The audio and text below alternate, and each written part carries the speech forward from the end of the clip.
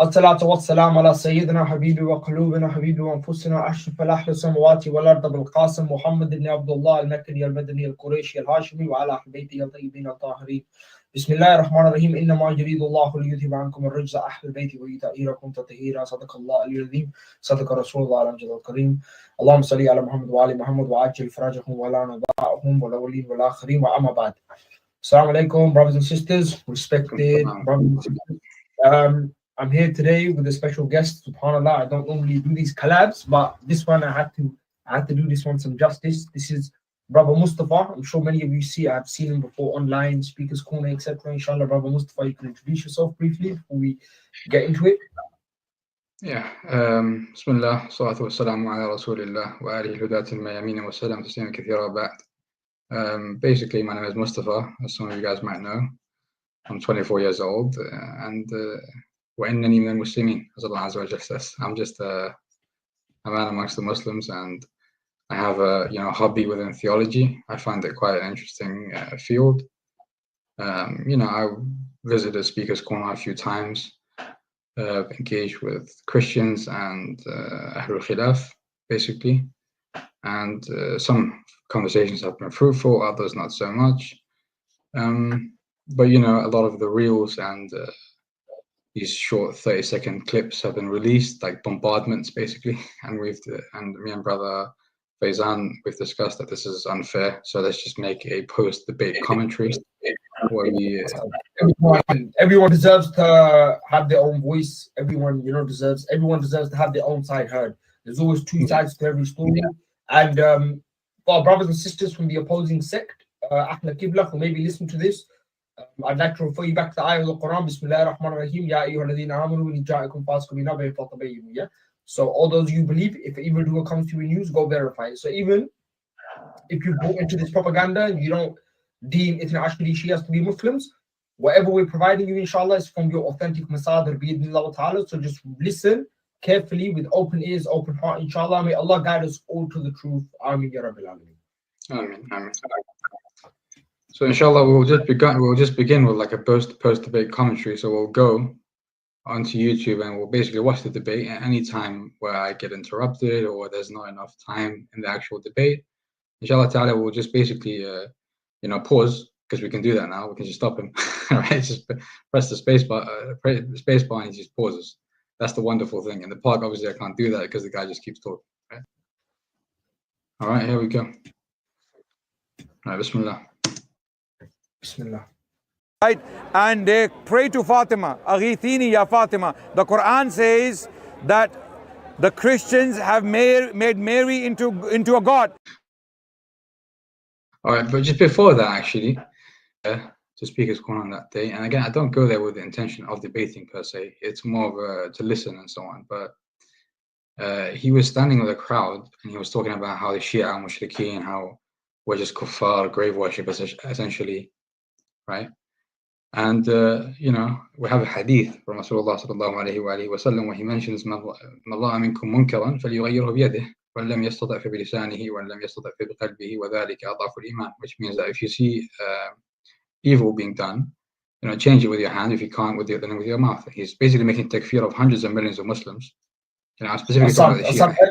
We'll prove later. And actually, in his fiqh, these words kufar, murtadeen, this is a license to kill, by the way. Yeah. If you read Majma al-Fatawa by Ibn Taymiyyah, there's dozens, hundreds of videos of this guy praising Ibn Taymiyyah. If you read Ibn Taymiyyah's book of fatwas, Majma al-Fatawa, he literally says, yes, these words are a license to kill. They're a license to kill. So they believe you're halal al-dam. I'm talking from their jurisprudence. But the point being is that he was making blatant takfir on everyone who does istighatha. Right? It's his mentality. Basically, this is the mentality individual has. Yeah. And that's many Muslims, by the way, not the Shia. Yeah. Yeah. I mean, this is my point. This is what we're going to prove later on, inshallah, that the matter of istighatha is not a Shia matter. I mean, to point it like this is a Sunni Shia matter is ignorance of the highest order. So what we're going to do is basically, this is the background. And this is why I engaged this debate with him about istighatha, is because he's making takfir on this basis. He's saying this is shirk akbar. Those who do istighatha are mushrikeen. Right? So I basically presented a verse from the Quran where Allah Azza wa Jal mentions وَلَوْ أَنَّهُمْ ظلموا أنفسهم جاءوك فاستغفروا الله واستغفر لهم الرسول لوجدوا الله توابا رحيما.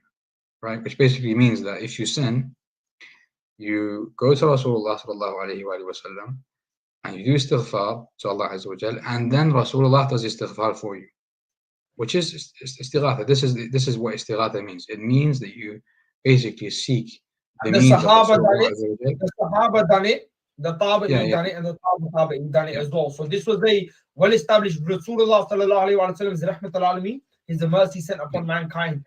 He isn't just Rahmat al-Jazirat al-Arab. He isn't just Rahmat al-Quraysh. No. For the Alameen, for the Alameen, for all of mankind, He's a Rahmah. Allah is not selfish. Allah did not limit His Rahmah to the people of Jazirat al-Arab. He gave this Rahmah to His entire Ummah from the beginning to the end. So this understanding, this Wahhabi, Nasibi, Najdi has, that, oh no, this is Shirk Akbar, etc. Let me just show a scan quickly, inshallah, Inshallah. I'm just going to show something quickly, inshallah. Give me one second, wait. One. So this is Qadianis, famous Maliki Sunni scholar, I have the physical book with me, but I just made a scan of it. The page number is 238 for anyone at home who wants to go check it out. Right, or anyone that wants to download the PDF and check it out. And here we read, right? So this is Masalan. Okay, so Abu Ja'far, who was the Abbasid Khalifa, right? He was having a conversation with Malik bin Anas. He asked Malik, Abu Abdullah, do you face the Qibla when you supplicate, or do you face the Messenger of Allah sallallahu alaihi wasallam? He replied, why would you turn your face from him when he is your means and the means of your father, Adam, to Allah on the day of rising? I face him and ask him to intercede, and Allah will grant his intercession. Allah says, if you wrong yourselves, they have come to you. So this is Imam Malik, one of the Imams of the four schools of Ahl Sunnah, right? He told the Abbasid Caliph, right, that when you make dua, right, should you turn to the Qibla, the Kaaba, or should you turn to the grave of Rasulullah sallallahu alaihi wasallam? He said, turn to the grave of Rasulullah, raise your hands and read these ayahs of the Quran. So, subhanallah, this is, if this takes someone at the fold of Islam, then it takes Malik at the fold of Islam as well. Yeah, I mean, again, this is just one piece of evidence. Inshallah, we'll come with many more. I've got physical books here, and I've got scans. Well, this is just one. Inshallah, we'll make it Ibn Hajar.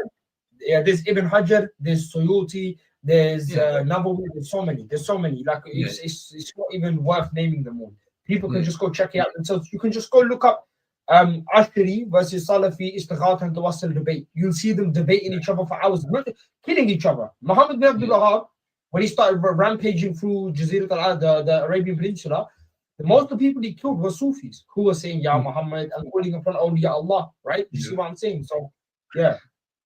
This is basically a thing that I'm going to mention now as well, regarding the context of the debate. So I mentioned to him two scholars that categorically permit istighatha. You can't deny this. Suyuti and Qadianis Subki. I said to him, these guys, they permit it. You know what his reply was, Adnan? And by the way, this unfortunately wasn't recorded. So if he sees this and he wants to deny, I'm prepared to do mubahala on this, by the way.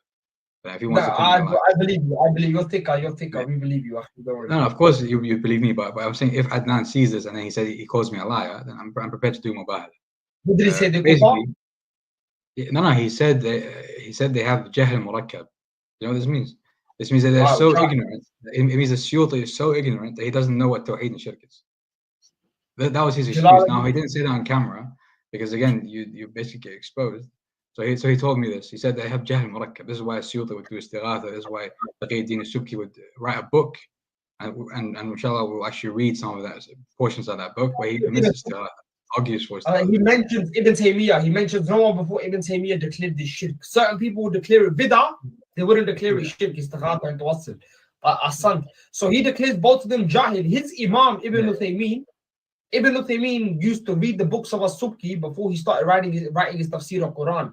So this is the thing, when just say masalan, like it's another conversation, if they come and say to the Shias, oh, you guys, you take your Quran from Ahl Sunnah. Just say for a second, no, but we do tanazul. But most of you guys are Wahhabi Najdis. You take most of your Asul Hadith and stuff from Ash'aris, who you guys deem to be mushrikeen. Do you see what I'm saying? Yeah. These are the problems. But inshallah, we'll now begin with the post-debate commentary. I'll share my screen again. All right. So Here's the video. Right? And they pray to Fatima. Aghithini ya Fatima. The Quran says that the Christians have made Mary into a god. No Christian, Catholic, Protestant, Orthodox, no Christian say on the planet today that Mary is God. How do they make Mary God? They pray to her. They make dua to her. Okay? The Catholics specifically pray to Mary. Okay? This is how Shia, they pray to Fatima. Aghithini ya Fatima. The Quran condemns this. The ayah he presented is not applicable. Again, he said the ayah is not applicable. He did not present a single piece of evidence that this was only when the Prophet is alive. Right? قُلْ هَاتُوا بُرْهَانَكُمْ إِن كُنتُم صَادِقِينَ. That's it. Hadith is da'if. The hadith is da'if. Why is it da'if? Allahu a'lam. Now, what is he referring to when he says the hadith is da'if? Taught Uthman bin Hunayf. This here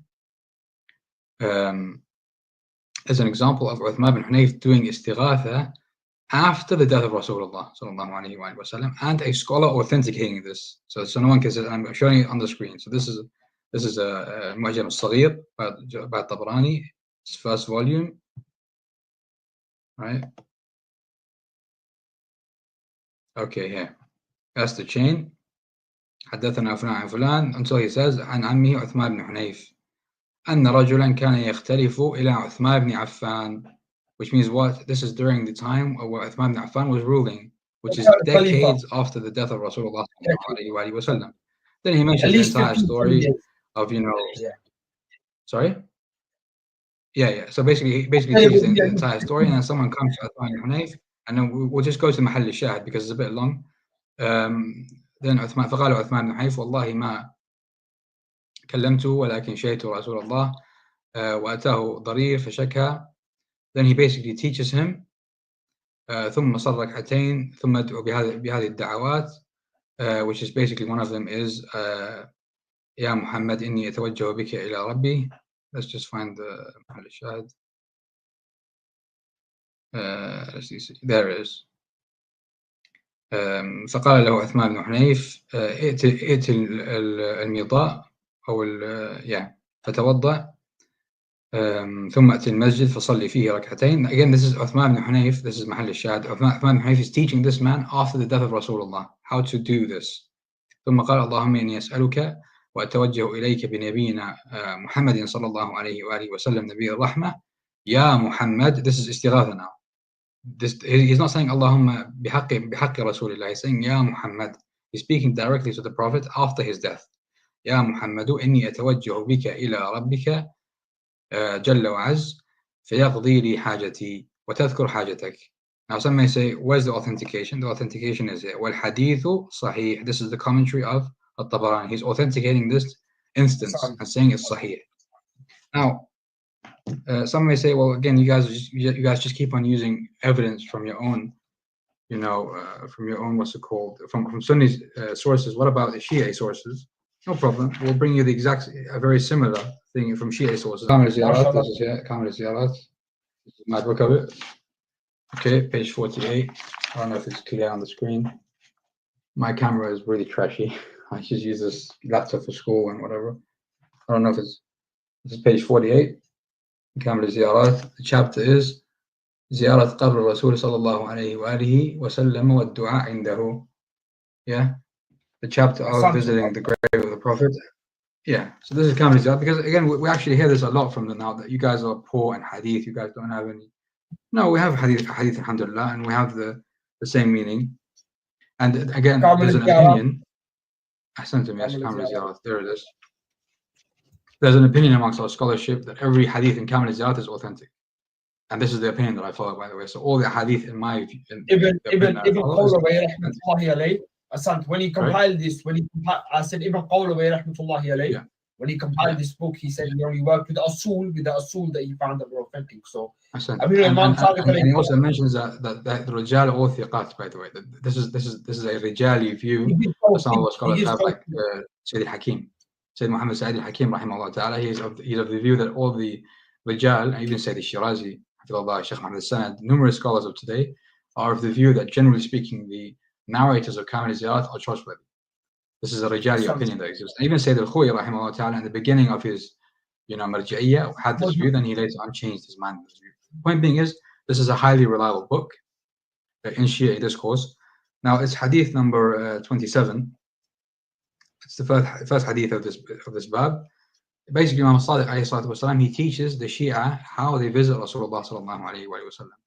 عن أبي عبد الله قال إذا دخلت المدينة فاغتسل قبل أن تدخلها أو حين تريد أن تدخلها ثم تأتي قبر النبي صلى الله عليه وآله فتسلم على رسول الله صلى الله عليه وآله ثم تقوم عند الاسطوانة المقدم من جانب القبر الأيمن عند رأس القبر وأنت مستقبل القبلة ومنكبك الأيسر إلى جانب القبر. Basically, he says when you go and you visit the grave of Rasulullah صلى الله عليه وآله وسلم, you have to position yourself in a certain place. That's not the point. That's not محل الشاهد. It's not the important bit. And then he says وتقول أشهد أن لا إله إلا الله وحده لا شريك له وأن محمدا عبده ورسوله وأشهد أنك رسول الله وأنك محمد عبد الله. Again, it's a okay long ziyarah. Until then, you reach the point where he says اللهم إنك قلت. This is the Imam teaching us. اللهم إنك قلت ولو أنهم إذ ظلموا أنفسهم جاءوك فاستغفروا الله واستغفر لهم الرسول لوجدوا الله توابا رحيما وإني أتيت نبيك مستغفرا تائبا من ذنوبي وإني أتوجه إليك بنبيك نبي الرحمة محمد صلى الله عليه وآله. This is استغاثة now. يا محمد إني أتوجه بك إلى الله ربي وربك ليغفر لي ذنوبي, which is basically the exact same thing that Uthman bin Affan. Exactly the same thing. The exact same wording. يا محمد إني أتوجه بك إلى ربي. It's exact same thing. So you find it in Sunni books and you find it in Shia books. So no one can come and tell us now that this is, you're relying on Sunni books to prove your points. No, we have all these things are present. Some of them try to do this. Some of them now try to do this. You see some of the new polemic, like for example, Fareed, someone I've called out recently for a debate, inshallah, he responds. Like they do this. Oh, well, show us some Shia books. Show us some Shia books. Yeah. Even though you're Masalan, look, if you bring a hujjah to a Christian from the Bible, Masalan, John chapter 17, verse 3, Jesus says the Father is greater than I. If the Christian now says, prove to me Jesus is the muwahid from the Quran, that's nonsensical. Like you already believe in that. As a Muslim, you have that. You know that that's your notion, that's your benchmark, that's your baseline. So they try to do this to slow people down. But irregardless, it's a form of ibadah, inshallah, bi'idhnillah ta'ala, for people to know that this exists in our masadir, in our books as well. And inshallah, it's, alhamdulillah. So barakallah fiqh, thank you for that. So again, we've proven some two sources, Mu'jam al-Tabarani, and I mentioned it in the debate, but they were like, no, it's not there. I'm like, it's there. And now I've showed it on the screen. So now it's for people to decide. Inshallah, I'll go back to sharing my screen again. And we'll you can refute Tabarani, inshallah. You can refute Tabarani, inshallah. Go ahead, share your screen, akhi. Yeah. So it's about the Prophet when he's alive. Your last turn. You're basically ignorant on the firaq of other Nasara. There's a group called Al-Mirmaniyun. They actually would believe that Mary was a literal god. Be a jahil. It's not my fault. Again, this is a hilarious part because he basically said that Allah Azza wa Jalla in the Quran says that when he's asking Jesus Christ and Mary alayhi salatu wasalam, أنت قلت للناس اتخذوني وأمي إلهين من دون الله قال سبحانك ما كان لي أن أقول ما ليس لي بحق إن كنت قلته فقد علمته تعلم ما في نفسي ولا أعلم ما في نفسك. The verse. Basically, he says that no Christian has ever deified Mary. This is ignorance. I mean, someone who's been debating the Christians since I was like 13 years old or something like this. I remember going back from secondary school and he's basically debating Christians. I was a kid basically back then. You should know this. It's a basic fact that there have been Christians who deified Mary. Al-Mirmaniyun. Sorry? In the Quran, you have Allah says in the Quran the Jews took Uzair as a son of Allah. No Jews today believe Uzair alayhi salam was the son of Allah. However, there may have been a fringe community somewhere you see what? There may have been a fringe community somewhere, right? So exactly that possibility is just being put forward by Allah Jalla Jalaluhu. Yeah, it's a perfect example. Brother Faizan just brought up. Allah Azza wa Jalla mentions وَقَالَتِ الْيَهُودُ عُزَيْرٌ بْنُ اللَّهِ. I mean, how many Jews today believe that Uzair is the son of Allah Azza wa Jalla? So it's just a qiyas that's out of nowhere.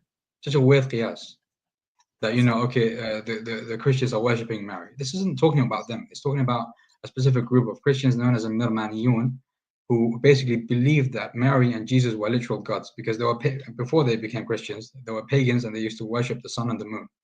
And they believed that the stars were the children of the sun and the moon. Then they adopted Christianity and they changed the theology of Christianity to include Jesus and Mary as gods and goddess. So, it's embarrassing.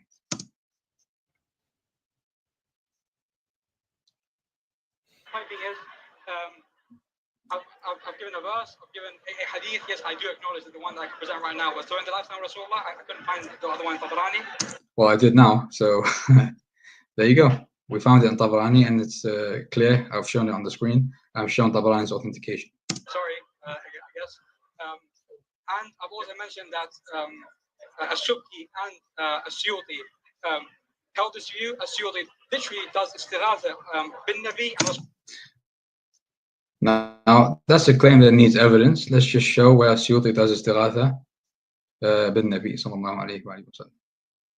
This is Suyuti's book, right?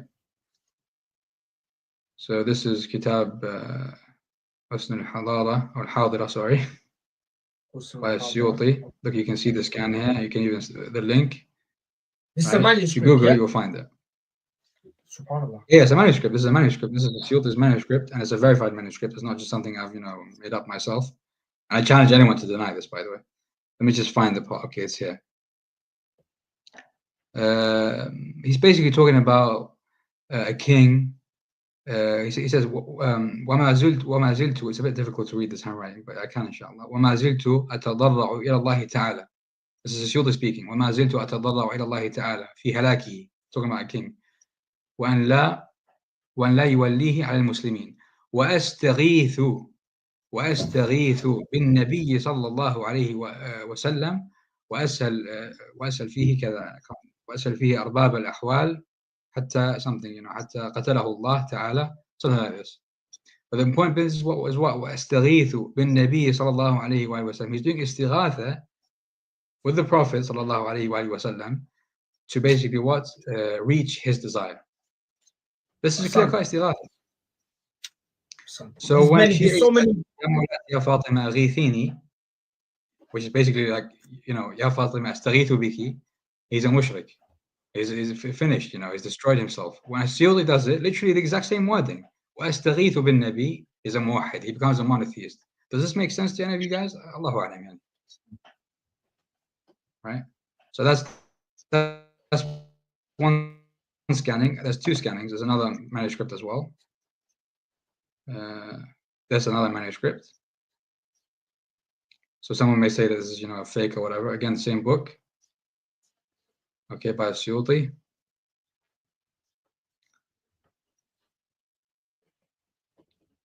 Yeah.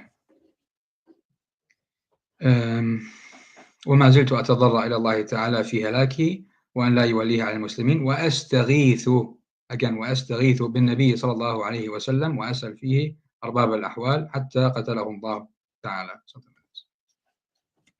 So he's doing clear-cut istighatha to the Prophet صلى الله عليه وآله وسلم, and he's an imam. When we do istighatha, we become mushrikeen. This is the jahl that we are actually facing. نسأل الله العفو والعافية. Allah understand. Yeah.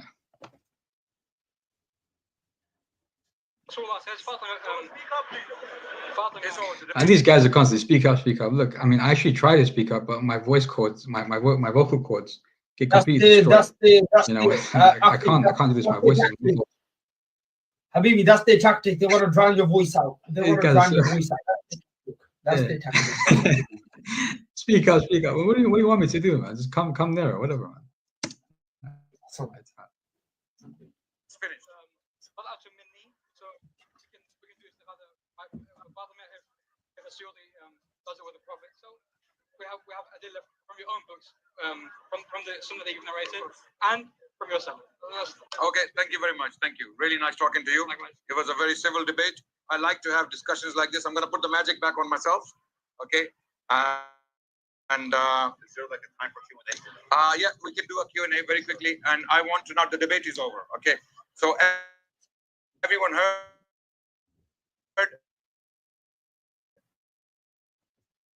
I'm not gonna say anything. The question is going to be, Brother, last week, do you believe that?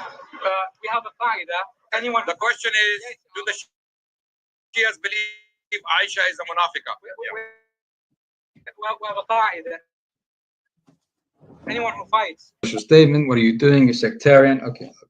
Guys, ikhwa, the things I mentioned here are from Sahih Hadith. Okay, we're now going to go to the reliable Hadith corpus of the Shia. This is the second volume of Mu'jam al-Hadith al-Mu'tabara. And again, it's called Mu'jam al-Hadith al-Mu'tabara, which basically means the compilation of reliable Hadith. So he's done the work for us basically of compiling reliable Hadith. Okay, so we'll go to the part where it mentions those who fight Ali. You know, what are their status amongst the Shia? I'll just find it in a second. Page 141. I'll try from the Sunni Musadar as well, inshallah. I have it from Kitab Fadal al-Sahaba. Inshallah. From there, and I'll bring it from the Sunni. I'll put it in the library. Go ahead. When you're ready, inshallah. So first we'll start with a Hasan hadith, Hasan لغيره بالأسانيد الثلاثة عن الرضا عن آبائه عليهم السلام قال إن رسول الله صلى الله عليه وسلم. This is a hadith from the Prophet, hadith Hasan. This is not a Sahih, it's Hasan لغيره because again it's narrated from 3 different chains, and each of those chains are not entirely free from problems. But the combination of those 3 chains raises the hadith level to Hasan. Yeah, the corroboration is corroborating. Yeah, with corroboration. It raises to Hasan, but it's still reliable. And Hasan is Hujjah. إن رسول الله صلى الله عليه وآله وسلم تلا هذه الآية لا يستوي أصحاب النار وأصحاب الجنة. قال صلى الله عليه وآله وسلم أصحاب الجنة من أطاع وسلم لعلي بن أبي طالب بعدي وأقر بولايته. Which means the people of paradise in this verse is referring to those who obey Ali after me and acknowledge his leadership. وأصحاب النار. Sorry, carry on.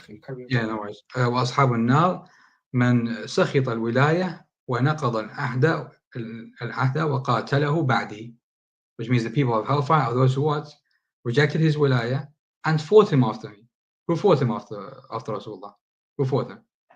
I mean, it's obvious, Jamal, Safin, these are the people who fought Ali ibn Abi Talib, so we believe them to be in the hellfire from the hadith of Rasulullah sallallahu alayhi wa sallam. You should have a problem. If anyone has a problem with this, they should have a problem with Rasulullah sallallahu alayhi wa sallam, not with us.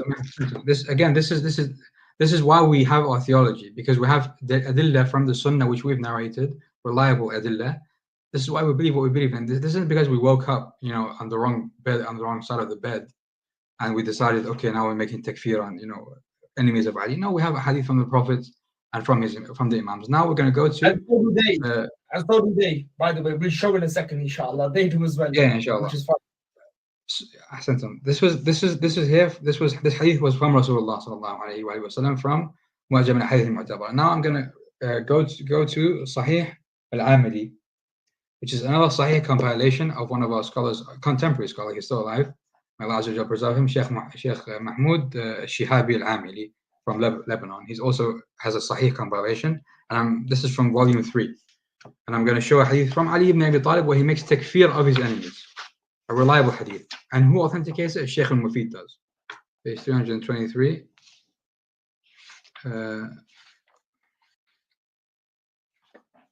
Yes. قال الشيخ المفيد رحمه الله تعالى, and this is in his book Al-Ifsah, page 125. Again, I'm narrating from a secondary source because it's easier from secondary sources, because they've compiled like all the hadith and all the sayings in one chapter and so on, so it's easier for me to read. But the primary source is Al-Ifsah, page 125. قال الشيخ المفيد وقد قابله ما هو أشهر منه عن أمير المؤمنين عليه السلام وأكثر نقله وأوضح طريقا في الإسناد، وهو أن رجلا سأل أمير المؤمنين بالبصرة والناس مصطفون للحرب، فقال له على ما نقاتل هؤلاء القوم يا أمير المؤمنين ونستحل دماءهم وهم يشهدون شهادتنا ويصلون إلى قبلتنا، فتلا عليه السلام هذه الآية رافعا بها صوته وإن نكثوا أيمانهم من بعد عهدهم وطعنوا في دينكم فقاتلوا أئمة الكفر إنهم لا إيمان لهم لعلهم ينتهون. فقال الرجل حين سمع ذلك كفار ورب الكعبة، وكسر جفن سيفه ولم يزل يقاتل حتى قتل. وتظاهر الخبر عنه عليه السلام أنه قال يوم البصرة والله ما قتل أهل هذه الآية حتى اليوم يا أيها الذين آمنوا من يرتد منكم عن دينه فسوف يأتي الله بقوم يحبهم ويحبونه أذلة على المؤمنين أعزة على الكافرين يجاهدون في سبيل الله ولا يخافون لومة لائم ذلك فضل الله يؤتيه من يشاء والله واسع عليم. A translation for the brothers who don't speak Arabic. Basically, Sheikh Mufidi says we have a hadith which are what أوضح طريقا في الإسناد, more authentic chain-wise, from Ali ibn Abi Talib, where in Basra a man asked him, this is again in Jamal, a man asked Ali ibn Abi Talib, why are we saying that their blood is halal? These guys are Muslims in the apparent, they say the Shahadatain. Then Ali ibn Abi Talib والسلام, recited this verse, وَإِن نَكَثُوا أَيْمَانَهُم مِّن بَعْدِ أَحْدِهِمْ وَطَعَنُوا فِي دِينِكُمْ فَقَاتِلُوا أَئِمَّةَ الْكُفْرِ.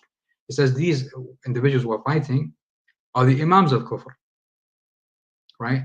So he recited a verse directly insinuating takfir.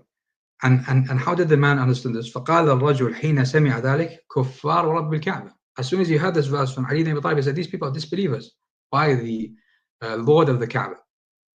Then it says, وَكَسَرَ جِفْنَ سَيْفِهِ. Then he broke the garb of his sword, or the sheath of his sword, and he began fighting until he was martyred.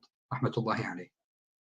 So this is a hadith, authentic hadith from Ali ibn Abi Talib, making takfir. So we've got one from Rasulullah, one from Ali, and now we're going to go to one from Imam al-Baqir alayhi salam. This is the third hadith now. I mean, what more evidence do you want? This is the third hadith. This is an al-Kafi. This is an al-Kafi, also Sahih hadith, authenticated. Sheikh Asaf Muslim also authenticates it, Sheikh al-Amiri authenticates it, and before that, Sheikh al-Majlisi authenticates it as well. There's three scholars who authenticate. There we go. Inshallah. Let's go, Akhi. Fadl, Akhi. Bismillah. Yes. So the hadith is, again, al-Majlisi authenticates it, so we don't really need to, but, محمد بن يحيى عن أحمد بن محمد بن عيسى عن محمد بن خالد بن الحسين بن سعيد جميعا عن النضر بن سويد عن يحيى عن عبد الله بن مسكان عن ضريس قال تمارى الناس عند أبي جعفر مع الباقر عليه الصلاة والسلام فقال بعضهم حرب علي عليه السلام شر من حرب رسول الله صلى الله عليه وآله وقال بعضهم حرب رسول الله صلى الله عليه وآله شر من حرب علي عليه السلام قال فسمعهم أبو جعفر عليه السلام قال ما تقولون فقالوا أصلحك الله تمارينا في حرب رسول الله صلى الله عليه وآله وفي حرب علي عليه السلام فقال بعضنا حرب علي شر من حرب رسول الله صلى الله عليه وآله وقال بعضنا حرب رسول الله صلى الله عليه وآله شر من حرب علي عليه السلام فقال أبو جعفر لا بل حرب علي شر من حرب رسول الله صلى الله عليه وآله وسلم فقلت له جعلت فداك أحرب علي شر من حرب رسول الله قال نعم وسأخبرك عن ذلك إن حرب رسول الله إن من حارب رسول الله صلى الله عليه وآله وسلم لم يقروا بالإسلام وإن من حارب علي عليه السلام أقروا بالإسلام ثم جحدوه which means what? The khulasa, again, there's a bit of a long hadith and there's a lot of repetitions, but the gist of this hadith, this authentic hadith from Al-Baqir alayhi salam, is what? He basically says that the waging war against Ali is even worse than waging war against Rasulullah. They ask him why. He says because those who waged war against Rasulullah never even claimed to be Muslim. But those who waged war against Ali claimed to be Muslim and then they jahaduh, which means that they became disbelievers. They left Islam, which means that they apostatized. So this is why we make takfir against those who fought Ali. Why? Because we've got dalil from Rasulullah, from Ali ibn Abi Talib, and now from Imam al-Baqir alayhi salam. So we've got three authentic ahadith, chain-wise, all reliable, saying that the enemies of Ali alayhi salam are disbelievers. So it's not a matter of ahwa. It's dalil. It's from our sources. It's not about feelings and desires and whims and this and that. No, lazar shway. Because feelings change every day. Feelings, frankly, feelings change every day. There's the hadith in English for the brothers and sisters viewing that want to see it. The Rawdat al-Kafi, hadith number 353. Barakallah fi. Thank you for sharing. In regards to that, I just want to share one, which is similar from the books of our brothers and sisters from the opposing sect. Ahla Qibla, give me 1 second. Right, so this is Kitab of Fadal al-Sahaba by, it's by Al-Imam Ahmad ibn Hanbal. It's Juz al-Awwal, I believe it's only one volume. I believe there's some prints which are two, but this is one volume. Hadith number 1350. Hadathana Fulan wa Fulan wa Fulan. The hadith is Sahih, you will see at the bottom. So it's Hadathana Abdullah Qala, Hadathani Abdina Talid bin Sulaiman أبو الجحاف أنا أبي حزم أنا أبي هريرة قال تضرر النبي صلى الله عليه وسلم إلى علي والحسن والحسين وفاطمة عليهم السلام سلام الله عليه. They say all the Shias always say عليه السلام, and so does Ahmed.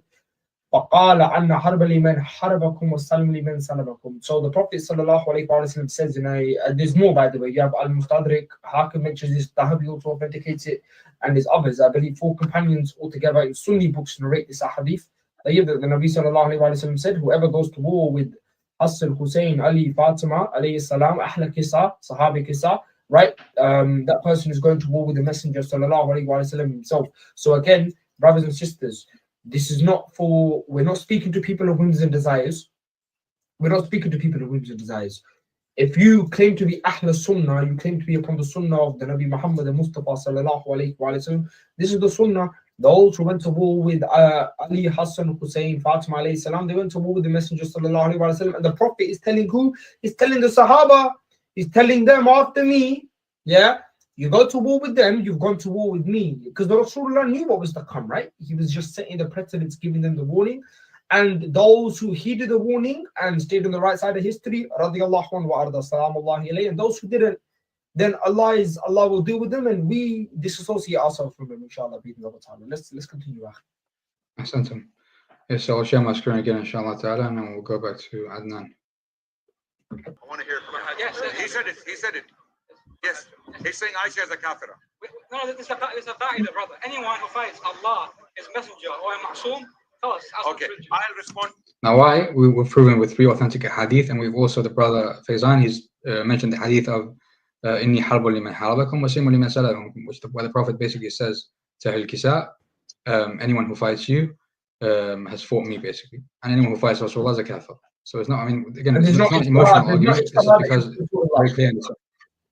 Yeah. Asante. This is ijtihad against Rasul. Asante. To this question. Now, did Ali think so? Absolutely not. We've proven he thought so with an authentic hadith that Shaykh al-Mufid authenticated in his book Al-Sah. So he basically did think so. In Shia books, at least. Please. No. You can't cut me. Did Ali think so? Absolutely not. Nahj al-Balagha. Their book, Nahj al-Balagha, that consists of the sermons of Ali bin Abi Talib radiallahu anh. In Nahj al-Balagha, we have reports that Ali bin Abi Talib prayed janazah over the dead of Siffin. We challenge anyone to prove this. I challenge anyone to come bring Nahj al-Balagha. I've got Nahj al-Balagha here, by the way. From both sides, from the side of Muawiyah and from the side of Ali bin Abi Talib. Okay, this is one evidence. I'm gonna now go on to give you more evidence why this reasoning is absolutely batil. It is based upon nothing but kufr and dalal, which is misguidance. Right? Now this is just emotions. He's getting emotional because why is it kufr and dalal? I mean, I'm saying anyone who fights Ali ibn Abi Talib is a kafir. Why is that kufr and dalal? You have to establish that to begin with. Huh? Yeah. Right? The Shia, when they talk like this, they are not only committing kufr akbar, they leave Islam when they call Aisha a kafira, they are actually misguided. How? I gave you one evidence from their books that Ali prayed janazah over the dead of Siffin from both sides. Now, who were the people fighting in Siffin? 2 groups, Muawiyah and Ali. Shia to Muawiyah, Shia to Ali. Shia means group. Not this Shia, not this Shia, not this. Followers. It means followers, group. Okay. Shia means at that time a group, not Shia 12 Itna Sharia. Okay. So. Yeah, again, I mean, this is a ridiculous thing. This idea that Tashayyu just came out of nowhere. I mean, this 12 form of Tashayyu. I mean, what is 12-ism, first and foremost? This title, Ithna Ashari. I mean, yeah, did this title exist during the time of Ali ibn Abi Talib? No, but it doesn't matter. I mean, did the term Salafiyya, for example, exist, or did the term Ash'ariyya exist? No, I mean, people refer to themselves. Sorry? Yeah, the Shia of Ali and you're the Shia of Uthman ibn Affan. There was no such thing as Ahl Sunnah this time. Yeah, hundreds of years later. Yeah, I mean, the matter of Ahl Sunnah came like Ahl Sunnah wal Jama'ah. It came when basically the whole caliphate was under Muawiyah, and he says Am al Jama'ah, you know, the Am of all Muslims coming together. But the point being is, Yeah, the term Ithna Ashari didn't exist at the time, but what is this referring to? Does it mean that our theology wasn't there at the time? No. Our theology was there at the time. We believe basically in Allah Azza wa Jal, in His Messenger, and in an Imam who succeeds Rasulullah sallallahu alayhi wa sallam. This Aqidah was there. This Aqidah was there. I mean, you have numerous Sahaba who believed in the superiority of Ali alayhi salatu wasalam and who held onto him, like Jabir ibn Abdullah al-Ansari, like numerous Sahaba. Hudayfa radiallahu anhu. Yeah, yeah. So, I mean, just because the wording Ithna Ashari isn't found during the time of Ali alayhi salatu wasalam doesn't mean that Ithna Ashariya is now a false Aqidah. Just like, I mean, imagine if I was to make an argument and say that Salafism is an incorrect Aqidah. Why? Because you don't hear the words Salafism in the first century. What kind of an idiotic argument is this? They never said we were Salafis. Abu Bakr didn't say he's a Salafi, neither did Umar, neither did Uthman. Yeah, exactly. Did Umar say I'm a Salafi? No, this is ridiculous. So, yeah, subhanAllah. Fighting Ali, were they kuffar? Yes, according to him, for kuffar. Why is Ali praying janazah over them? Again, he keeps coming back to this hadith, which is nowhere to be found in Nahj al-Balagha, and he's building upon it. I've literally shown books, showing them on the screen, and this hadith is authentic. This guy, no dalil, nothing, just speaking, basically. This is their level. According to Nahj al-Balagha. Wait. I'm gonna go further. Wait. Nahj al-Balagha is there. He prayed janazah over the dead of Siffin. Wait, relax. People can go and check. People can go and check. Go and check. No, Nahj al-Balagha. It's not the Quran for us. It's a book of... No, I'm telling him that Nahj al-Balagha is not a Sahih compilation in and of itself. So you just saying Nahj al-Balagha is not dalil in and of itself. Masalan, it's like saying Kanz al-Umal. I'll let you speak your kufr. We're calling him now. What are you going to do? All right. What did you say, brother? It's okay. What do you say, brother? It's okay. It's fine. Just play, inshallah. Play the video, inshallah. So allow the video to roll, inshallah. We get into his points. Yeah. All right. And now I'm smashing it. Let me smash it. Okay. Yeah. Wait. Let me smash it. Okay. So Aisha. Wait. So his reasoning was absolutely batil according to they're jahil about their own books. Yeah, we're jahil about our own books. I mean, it's not there. It's not in Nahj al-Balagha. You're literally lying. Okay, now next one. Muawiyah fought Ali bin Abi Talib radiallahu anhu. Tooth and nail, as they say. Tooth and nail. He fought Ali bin Abi Talib for what he thought was right. For what he thought, he made an ijtihad. He thought he was right, and he fought Ali bin Abi Talib for the rights of Uthman. Look, there's no ijtihad when Rasulullah says fighting them equals to fighting me. There's no ijtihad. These are so this excuse is void. They're Ahl al-Ijtihad. The whole religion. I mean, you can't make ijtihad and say there's two gods. Habibi, even Umar can do ijtihad against Rasulullah in their religion, akhi. فَقَالَ أُمَرْ أَنَا رَجُلٌ يَحْكِرُ وَلَيَعُوذُ بِاللَّهِ. This is their religion, akhi. Wallah. They have no religion. Their religion is the religion of the Sahaba and feelings and whims and desires of the Sunnah. No, I mean, it's really unfortunate that he's using this excuse of ijtihad. What ijtihad is there with fighting Ali alayhi salatu wasalam? There's no ijtihad involved. This is a kufr, like we've proven. That was his view. Now, Muawiyah is a kafir. According to them, Aisha is a kafir because she fought Ali. Muawiyah is a kafir. Okay, Muawiyah is a kafir? Really? Let's check it out.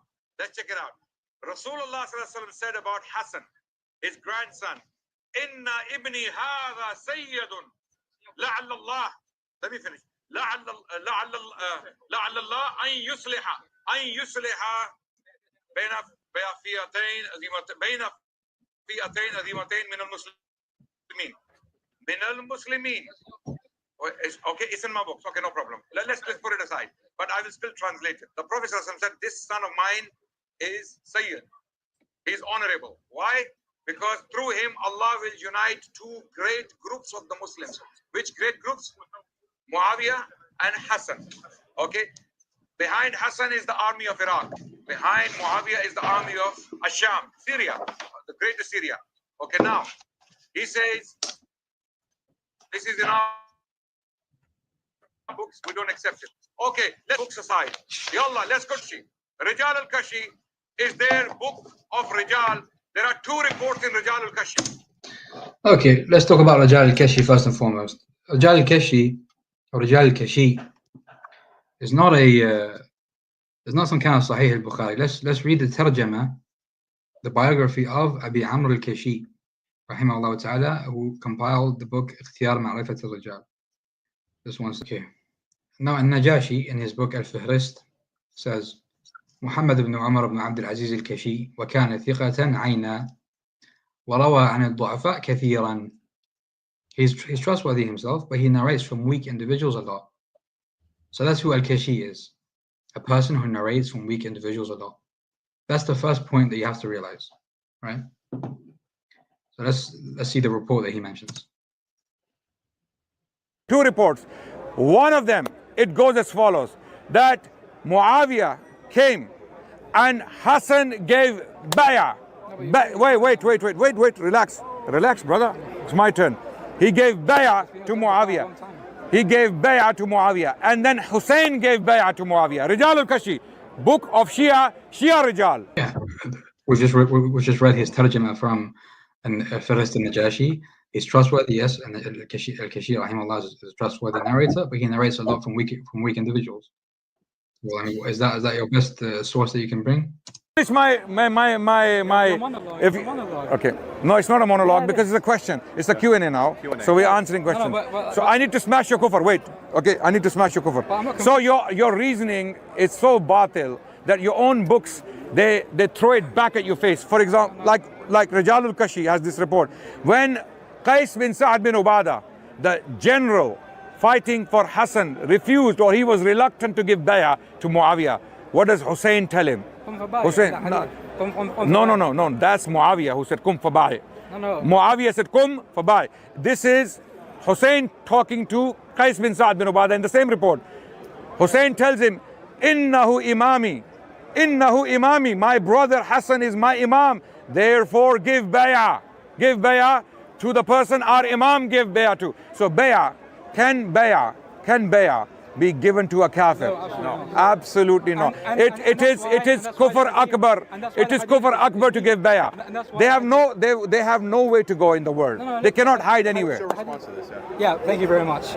It's another debate now. No, it's not. I mean, we can do another debate if you want. Did Hassan give bay'ah? Okay, I believe this incident alone smashes the Shia religion completely. This incident alone, Hassan giving bay'ah to Muawiyah, Shia religion. You're basically taking this hadith as something which is reliable in our sources. Name me one scholar who's actually said this hadith is reliable. No one. Because you know why? Because it has a the discussion is going to go into the reliability of your report. Yeah. You don't have any science of hadith. No, we do. Look, there's a lot of nonsense that's happening now. So basically, the idea of science of hadith not being there, you can go to our books of Rijal, our books of Takhrij. It's all there. I mean, if you're ignorant on these matters, that's your problem. Wants to take your daughter. Wait. Will you do taqiyya and give your daughter to him? What's that got to do with? I'll tell you. Will you give your daughter to a thug in taqiyya? Are you discussing with him or? No. Khalas, so be quiet now. Because the ummah is more important than your daughter. Brother, the ummah is more important than your daughter. You cannot give ummah into the hands of a thug or a kafir. You can't. Your religion is false, it's batil. Imam, that's why we follow him.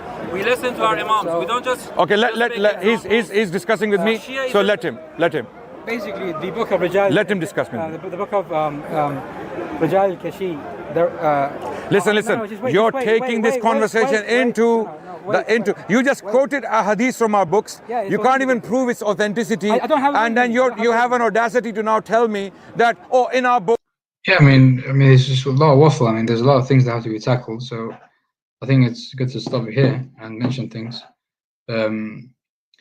Basically the matter of this hadith, we mentioned this week because it's narrated from Mawla Muhammad bin Rashid, Al-Fudayl Mawla Muhammad bin Rashid, who's a majhul narrator, right? You can't just bring a weak hadith and then use it as evidence. We can bring lots of weak hadith actually, and use them as evidence. I mean, one of the weaker hadith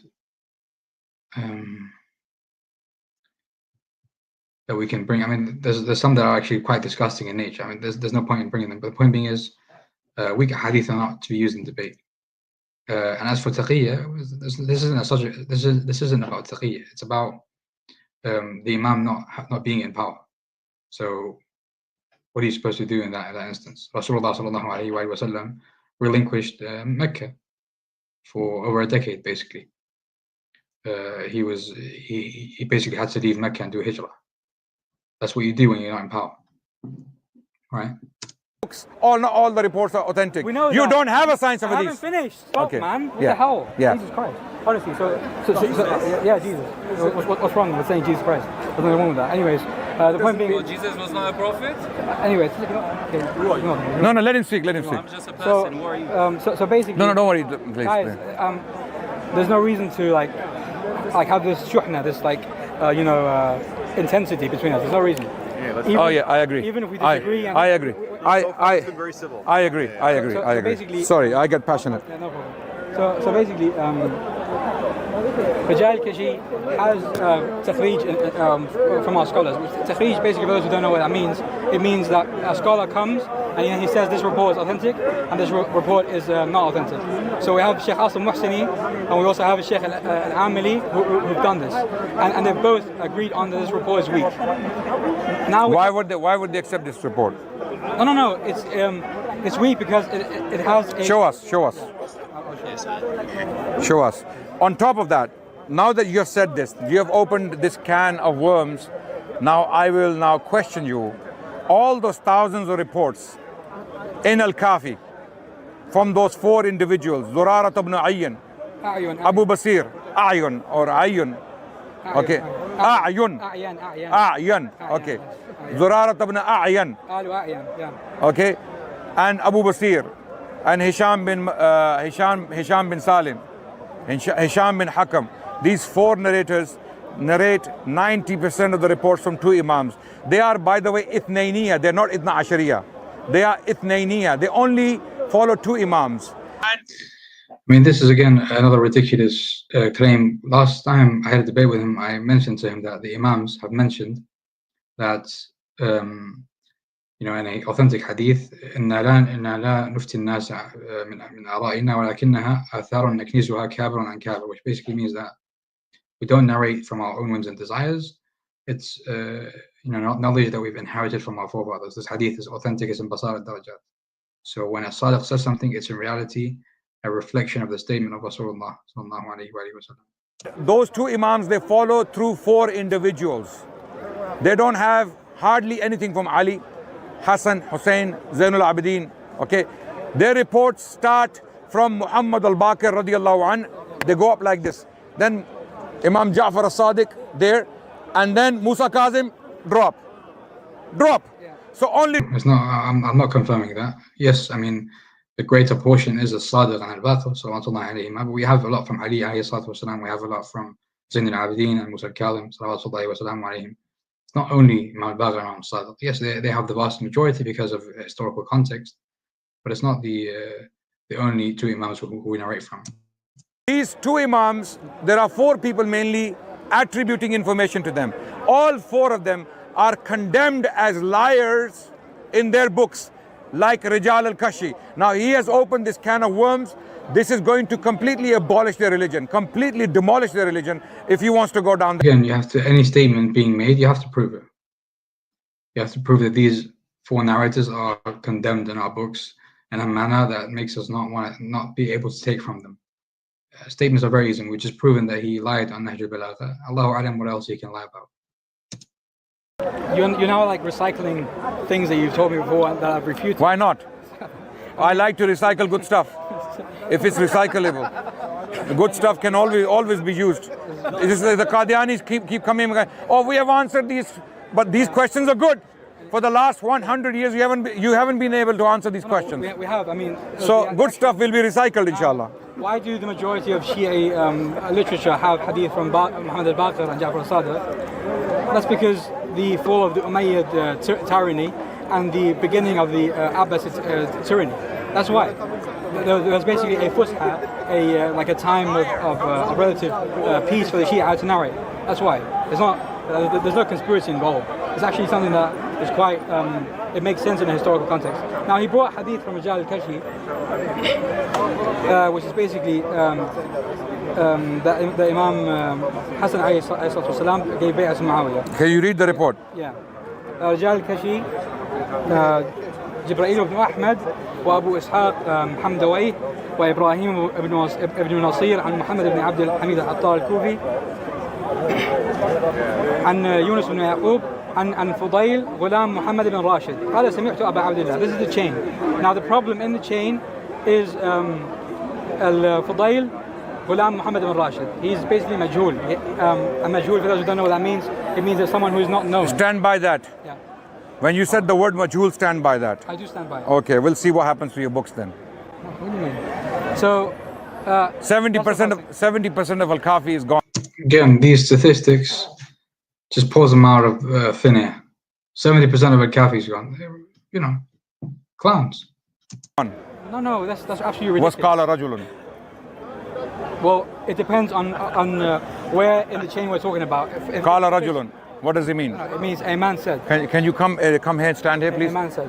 If you don't mind, please. Yeah. Just climb and come and stand here. If you don't mind, my kids are there. I just want to. Okay, no problem. Basically, sometimes in the chain of Al-Quraini, he starts by saying, عدة من أصحابنا عن فلان عن فلان, which means a group of our companions narrate from such and such. Those chains, those narrators, sometimes they're known. For example, when Al-Quraini says, حدثنا عدة من أصحابنا عن أحمد بن محمد بن خالد البرقي, then those رجال are known. For example, one of them is Ali ibn Ibrahim, and he's ثقة بالإجماع. He's trustworthy by consensus. No, an rajulin or qala rajulun. That's majhul. That's Majhul. Khalas, okay. Carry on. And how many reports in Al-Kafi you have like that? Qala rajulun. I don't know. Allah. Thousands? No, that's ridiculous. Hundreds? Hundreds, yes. Maybe hundreds. Yes. Yeah. All da'if? Yeah. All da'if? Yeah. By the way, when those hadith are da'if, it doesn't mean that they're thrown in the bin. They can be authenticated if there's shawahid, if there's like reliable hadith with same meaning. So it doesn't mean that by definition, if a chain is weak, then the matan is weak as well. That's not how things work. Not as simple as that. But yeah, generally speaking, if a chain is weak, then the hadith is weak, unless we can find corroborating evidence to support its authenticity. So basic are da'if. Al-Kafi has 16,000 reports. 100 reports is nothing. No, it's not 100. I'm claiming it's thousands. And wait. And if we put unknown sources. I mean, it's quite ironic he's talking about liars. Let me remind him of a liar. You know, in one of the debates I had with him, I'm going to get his admission on this matter. This is quite a funny admission. As an empty bottle. Why? Because when we actually scrutinize the teachings of the Ahlul Bayt, they are not actually the teachings of the Ahlul Bayt. They are not. Because the people who are narrating from the Ahlul, because Imam Ja'far as-Sadiq, if he came in front of me, I would not question him. Okay. If Imam Muhammad al-Baqir came in front of me today, I would not question. I would say, Imam, you lead and I follow. Okay? Just with regards to this idea of trustworthiness, we're going. I mean, you repeated the point, a few times, and I appreciate that. But the issue is that we don't really look back at within our own home. So one of the major narrators, obviously, you have three major narrators: Aisha, Abu Hurairah, and Anas ibn Malik. Those are like the three major. Yeah, let's talk about them. So you show me the lies. Yeah. So you show me anyone who calls them a liar.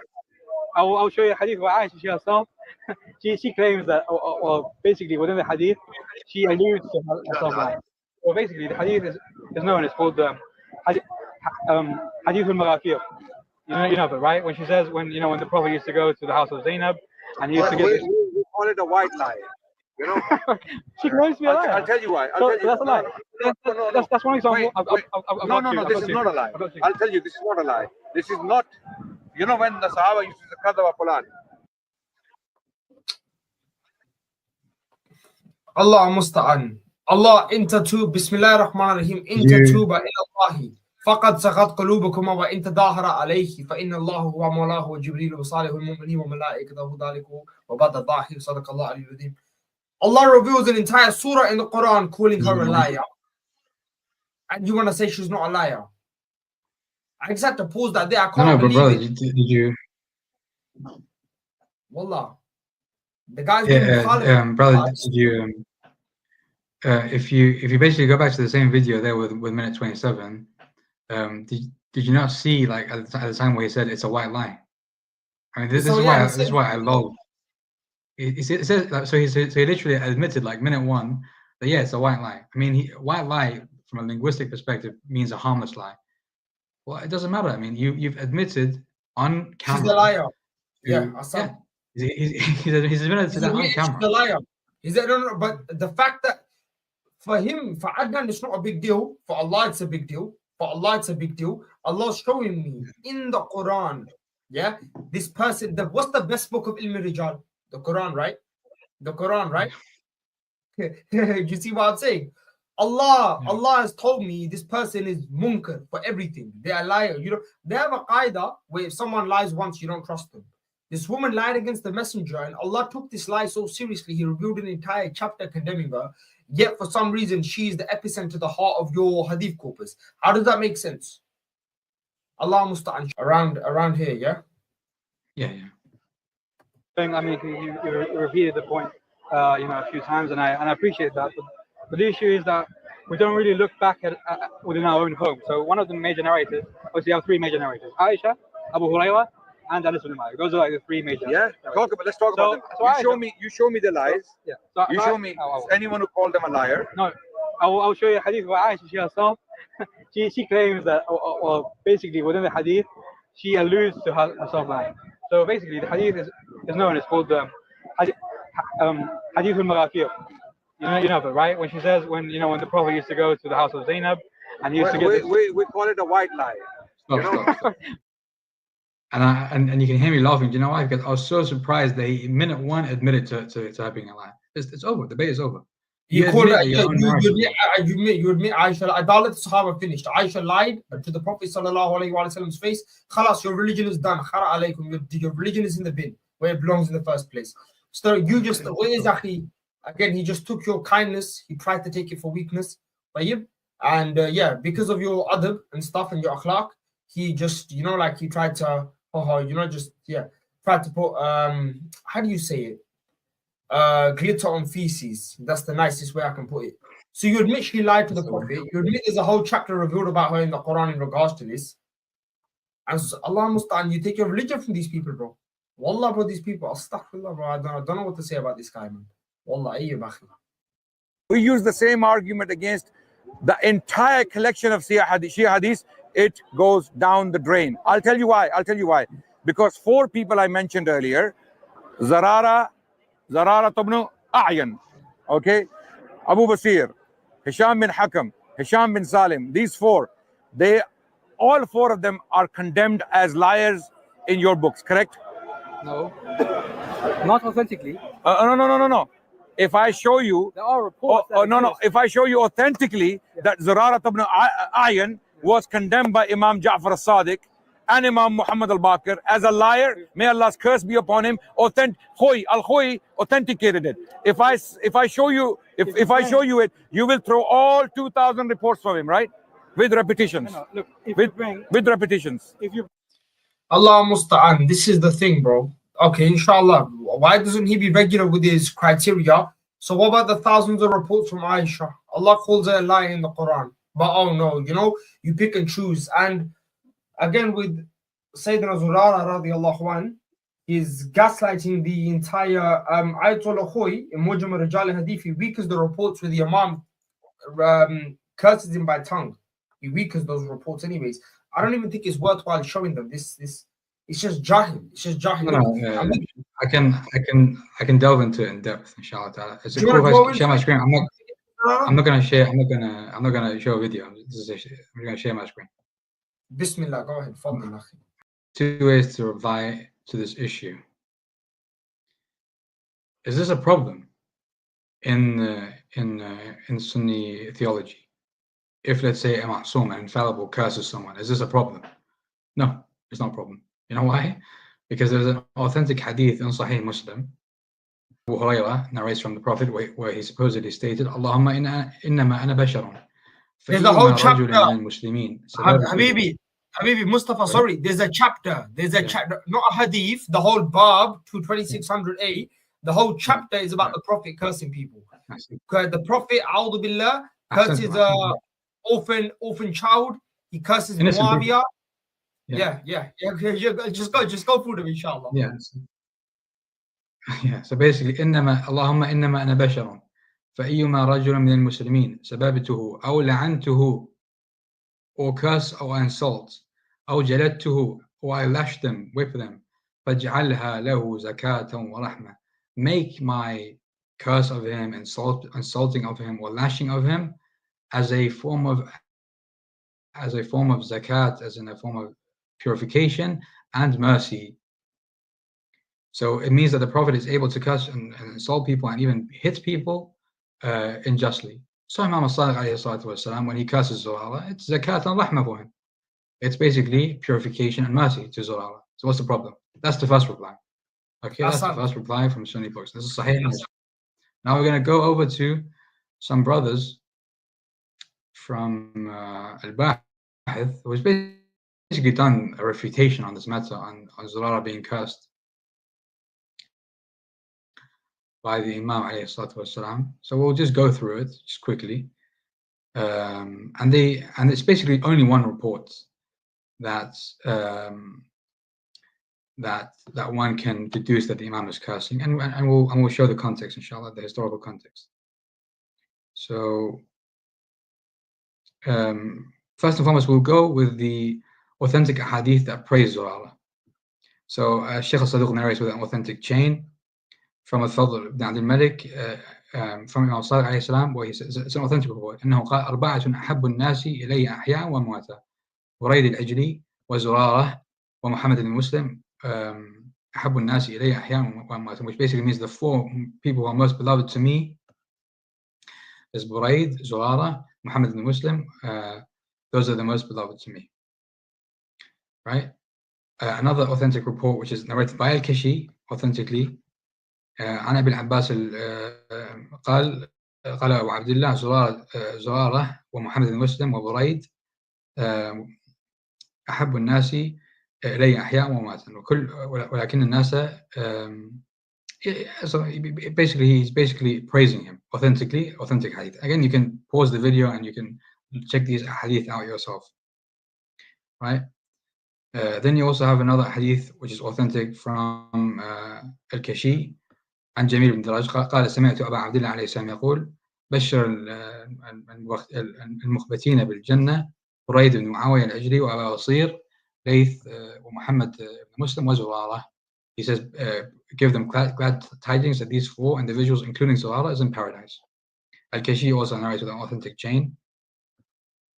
عن إبراهيم بن عبد الحميد وغيره قال أبو عبد الله عليه السلام رحم الله زرارة لولا زرارة ونظراؤه لاندثرت أحاديث أبي. If not for Zurara, may Allah have mercy upon Zurara, if not for him and others like him, the narrations of my father Imam al-Baqir would have gone. Again, we've now mentioned roughly, right? Correct? Without Zurara in the chain as well, correct?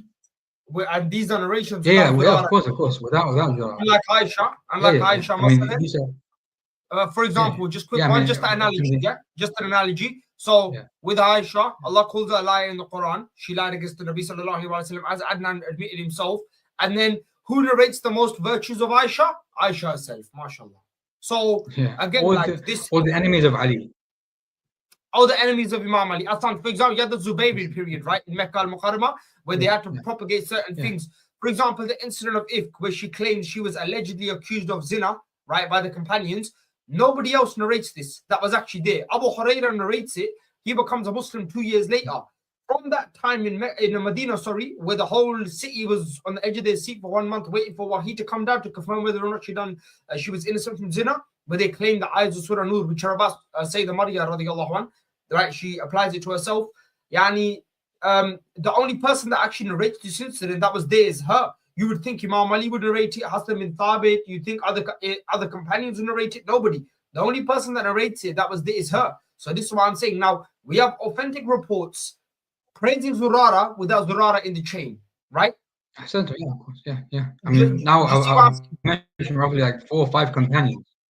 4 or 5 companions who are not Zurara or not related to him, narrating authentically from the Imams that Zurara is either in paradise, he's the most beloved to the Imams, or he's in Jannah. I mean, what more do you want than this? And authentic chains, all of them authentic chains. Again, this is based on Shia principles, right? Yeah, this is the only categorically mentioned that Zurara is being cursed, which can be authenticated. Again, they mentioned that ظاهره أنه صحيح ولكن توجد ملاحظة يمكن بيانها في التالي. They try really hard to basically weaken it, but I don't find the reason.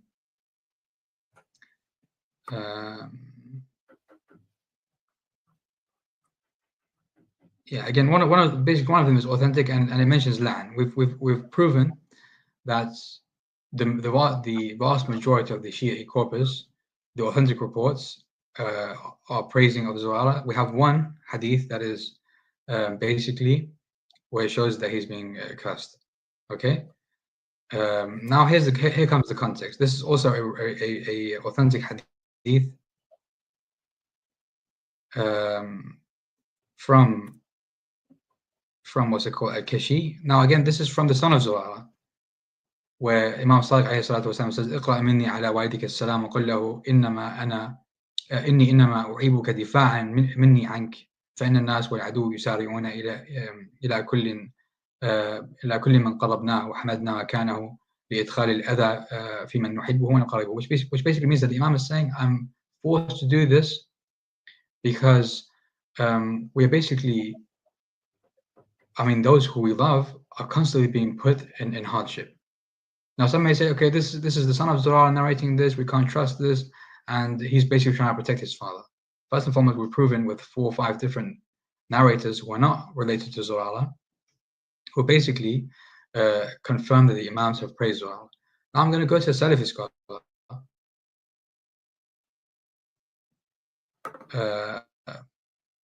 who basically affirm what we've been saying regarding that the idea that the idea that the Imams were in constant persecution. Yes. Okay. So now we've mentioned the hadith which is authentically narrated from Abdullah, the son of Zurara, who contextualizes these harsh hadith that curse Zurara, and he mentions that Imam Sadiq alayhi salatu wasalam basically did this to protect the Zurara. Now, some may say again, Abdullah ibn Zurara, he's the son of Zurara, so he's just fabricating this. We can prove actually from Salafi sources, التنكيل ما في كذا, basically this guy المعلمي, المعلمي, who's a Salafi, المعلم اليماني, who's a Salafi scholar. He's basically replying to Al-Kawthari. He was a known, I think, Turkish Ash'ari scholar, and this is in the first volume. Yes. On page 677, المعلمي says, وكان بنو فاطمة في عصر تأسيس المذاهب, which I'm just going to translate it from English directly. He says, the descendants of Fatima during the establishment of the madhahib, the schools of jurisprudence, which means during the time of Abu Hanifa, during the time of Al-Awza'i, during the time of Imam Sadiq alayhi salatu wasalam, the children of Fatima alayhi salatu wasalam, during that time, they were under constant oppression. They were under constant fear. No one could come in contact with them unless that he would basically fear for himself. Therefore, the Ahlul Bayt could not spread their knowledge like they should have. So Al-Muallimi clearly states that the Ahlul Bayt were under constant persecution, and their followers, anyone who wanted to come near them, was also under fear of basically being killed. It's not Shia saying this, and Muallimi acknowledging this reality which Abdullah ibn Zurara narrates. Okay, so that's that. So that's a complete refutation of the whole Zurara ordeal. Just give me one more thing about Zurara, right? How many brothers were there? I can't hear you, 3 brothers. Yes. Can you hear me now? 3 main brothers. There's more than that, but there are 3 main. Yeah. You can hear me now, yeah? You can hear me. Okay. There was three main brothers. Abdul Malik bin Ayun, Zurara bin Ayun, and who was the other brother, Akhi? Remind me again once more. Himran. Ahsantum. Now let's see Tahtib al-Kamal fi Asma al-Rijal by Al-Yusuf al-Mizzi, Hafid al-Yusuf al-Mizzi, yeah, who is a massive authority in Sunni Rijali science, right? Massive authority. I believe he's the teacher of Dahabi, if I'm not mistaken. Let's see what he says about them, yeah? Inshallah, bi-idhnillah wa ta'ala. Let's see how Ahl Sunnah themselves rely upon this individual and how his older brother narrates in Bukhari. Inshallah, and he was also a Rafidhi. So if these are lying Rawafid, then my question to Adnan Rashid and his likes is, why are you guys narrating a hadith from these liars? Why are these liars in your authentic, so-called authentic masadir? So this is Tahtib al-Kamal fi Asma al-Rijal, al-Mujallid Thamin Ashar, right? This is page number 284, right? وقال محمد بن عبد الله المكي عن سفيان حدثنا عبد المالك بن عيون وكان رافدي, he's a rejecter, Rafidhi Shia like us. طيب, this is again تحديب الكمال في أسماء ورجال, again about Abdul Malik bin Ayun. This is page number 283. He says وقال الحميدي عن سفيان حدثنا عبد المالك بن عيون شيعة كان عندنا رافدي صاحب right. Okay, now Abdul Malik bin Ayun, yeah, Rafidhi Shia, yeah, Sahih al-Bukhari 744, Sahih al-Bukhari 744, yeah. حدثنا الحميدي حدثنا سفيان حدثنا عبد المالك بن عيون حدثنا عبد المالك بن عيون. So these Ayan, my bad. Abdul Malik bin Ayan.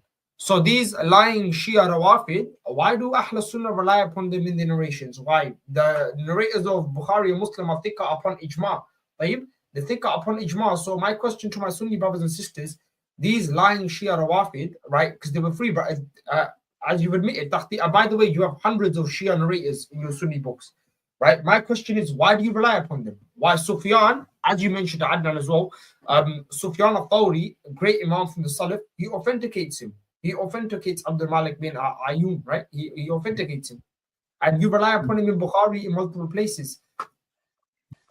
In regards to the reason for taqiyya is something which is in the Quran. It's not up for debate, right?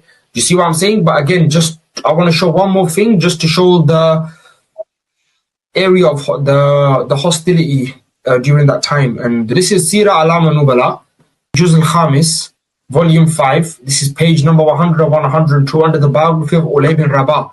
قال أبو عبد الرحمن المقري قالت بنو أمية إذا سمو اسم علي قتلوا فبالغ ذلك رباح فغير اسم ابني. So Abdurrahman al-Muqri, right, he says Banu Umayyah, any child born with the name Ali, they used to kill them. Banu Umayyah used to kill children born with the name Ali bin Abi Talib. Yeah. So Ulay bin Rabah, his father Rabah, when he found out, he changed his son's name to Ulay ibn Rabah. You can find his biography in Sira Alam Nubala, page number 101 and 102. So this is the environment, brothers and sisters. Taqiyya, is it allowed or not? This is not something that's up for debate. It's in the Quran, right?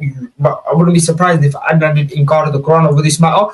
So yeah, children with the name of Ali would be killed. This is Dahabi is a major Sunni authority. Children with the name of Ali would be killed. Now imagine somebody propagating the religion and the teachings of Ali bin Abi Talib. So this is the circumstances the Imams alayhi salam were living under. Do you understand what I'm saying, brothers and sisters? And with the cursing, just one more thing. Sunnis have there's a well-known Khalifa of this. The Khalifa's name is Marwan bin Hakam. I'm sure people know who he is. He doesn't need any introduction, right? 1 second. The Prophet sallallahu alaihi wasallam. Imagine this: he's not only a narrator in your books, he was also Amir al-Mu'mineen. He's cursed by the Prophet sallallahu alaihi wasallam by the Prophet's own blessed tongue. I'm just going to show that in a second now. So it's Musnad al-Bazar. That's what we have, yeah? I have over here Musnad al-Bazar. Right, this is Musnad al-Bazar, Juz al-Sadis. This is page number 159, hadith number 2197. Hadathana fulan wa fulan wa fulan. So this is, now you have Abdullah ibn Zubair يقول وهو مستند إلى الكعبة. So he stands in front of the Kaaba, Abdullah ibn Zubair. Yeah, this is the son of Zubair ibn Awam. He stands in front of the Kaaba. He says وَرَبَّ هَذَا الْبَيْتِ. He says, I swear by the Lord of this house, the Kaaba, the Lord of the Kaaba, لَقَدْ لَعْنَ اللَّهُ الْحَكَمَ وَمَا وَلَدْ عَلَى لِسَانَ النَّبِيِّ صلى الله عليه وسلم. He says, I swear by Allah. He says, I swear by Allah, I heard the Nabi, the Prophet Muhammad sallallahu alaihi wasallam, curse Marwan and his father with his own tongue. Yeah? He says, I swear by the Lord of the Kaaba, I heard the Prophet curse Marwan and his father with his own tongue. So my question to Ahl Sunnah, you say the Imam cursed Zurara radiallahu anhu. We've explained that's an isolated incident, and we have many praise of Zurara. The Prophet cursed Marwan with his own tongue, right? He became one of your Khalifas. His children became your Khulafa. When the Prophet cursed not just his father Hakam, he cursed his entire lineage. This cursed lineage became your Khulafa. They bought you your religion. You have Marwan, Abdul Malik ibn Marwan, Hisham ibn Abdul Malik ibn Marwan. Ajib, and not to mention Marwan also narrates multiple times in where? In Bukhari or Muslim. So before you come to Shias, oh, Zurara, the Imam, etc., etc., Allah musta'an. You don't come and kill people and oppress people and then ask them why they're hiding their beliefs, bro. Wallah, like this is cognitive dissonance. This is like gaslighting of the highest order, right? Ikhwan, like we've explained, we've justified, we can reconcile our position with Zurara radiallahu anhu. How do you people justify your position here? Tell me, your prophet curses a man with his own tongue, yeah, and you people go and make him a Khalifa. Tell me, how does that make sense? And then you make his children Khalifas. And the prophet cursed Marwan's father, Al-Hakam. Yeah, Albani also authenticates this, but I don't need to show that. This is kafi, this is enough. Inshallah, we'll continue, inshallah, where we'll be left off, inshallah. Let's continue playing this. Brother, can you show, you know, on Discord, I send you the video called Islamic Sources. Asante, you did, yes, that's correct, yes. So this is the brother Mustafa's YouTube channel.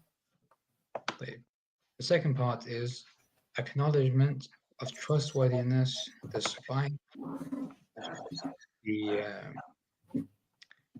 the acknowledgement of trustworthiness, despite the acknowledgement being from our opponents. What do I mean by this? I mean, it's phrased a bit awkwardly, but what I essentially mean is that you have Sunni scholars of Rijal, of biography, who are affirming that Shia narrators are trustworthy.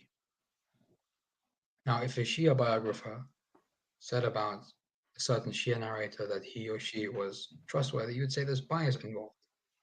But when you have someone of opposing theology affirming your trustworthiness, the levels of bias decrease a lot, right? As I've written here, bias is very improbable in this circumstance, because you're having an opponent of yours, and this opponent of yours is affirming your trustworthiness, despite you being a theological opponent. Like, and by the way, this cannot be faked, as in the Shias cannot have faked this, right? If someone wanted to claim that Shia you know, sources or books of Hadith or whatever, they fake these things, and they've just, you know, some of them use the term makinat al-hadith, as in Sheikh al-Saduq and Sheikh al-Kulaini were just individuals that just sat there and fabricated and made up fairy tales. This is literally out of our control. Those are Sunni scholars. These are Sunni sources. How would the Shia be able to infiltrate? Yeah, okay. Are they teleporting back in time and changing words, or like what kind of a ridiculous conspiracy would you have to come up with now?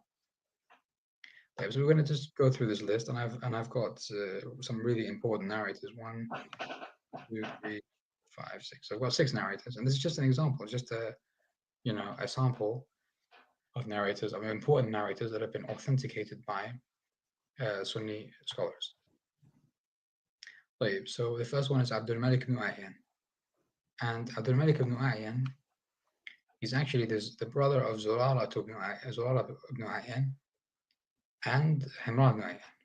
And they are known Shia. So what does Abu Hatim al-Razi say about him? He says, من عتق الشيعة محله الصدق صالح الحديث. He said he was someone who the Shia bought as a slave and they released them, or they are descendants of slaves which the Shia bought and they were later released. But he says, what? محله الصدق. But he is trustworthy, he is a truthful person, he only speaks the truth. Then Ahmad ibn Salih says, he is thiqa, he is trustworthy.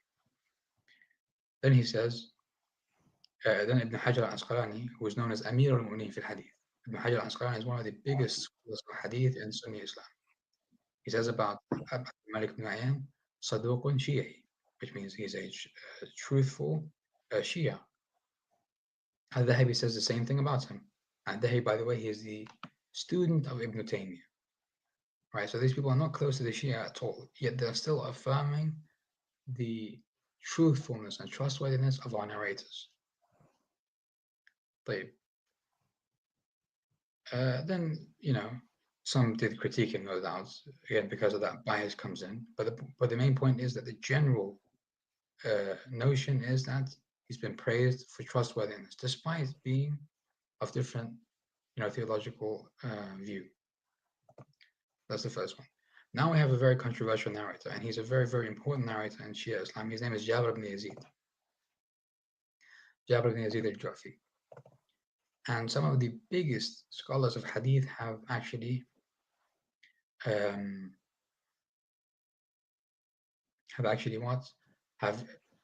him to be trustworthy. So if you zoom in here, right. So we have Sufyan al-Thawri.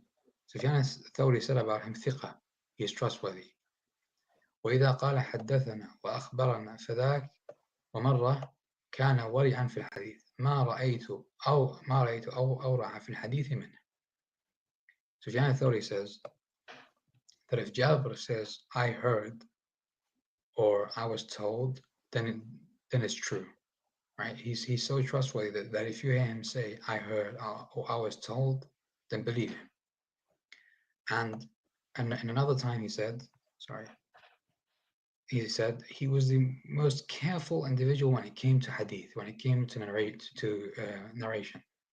I have not seen anyone who was more careful than him when it came to that. He was whatever.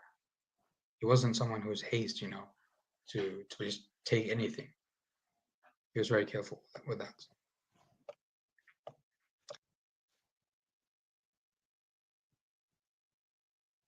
I can't hear you, brother. Sorry, there's something I have to show in regards to this Jabir bin Yazid al-Jawfi. Ahsan, there's something I have to show, funny enough. In regards to this from Sahih Muslim. Jabir bin Yazid al-Jawfi, radiyallahu an, he says in, one second, the hadith speaks for itself. In the introduction of Sahih Muslim, Hassan al-Hulwani narrated to us, Abu Yahya al-Himani narrated to us, Al-Qabisa and his brother Sufyan bin Uqba narrated to us, they heard Al-Jara bin Mali saying, I heard Jabir say, Jabir who? Jabir bin Yazid al-Jawfi say, I have 70,000 hadith, all of which are on the authority of Abu Ja'far, on the authority of the Prophet sallallahu alaihi wasallam.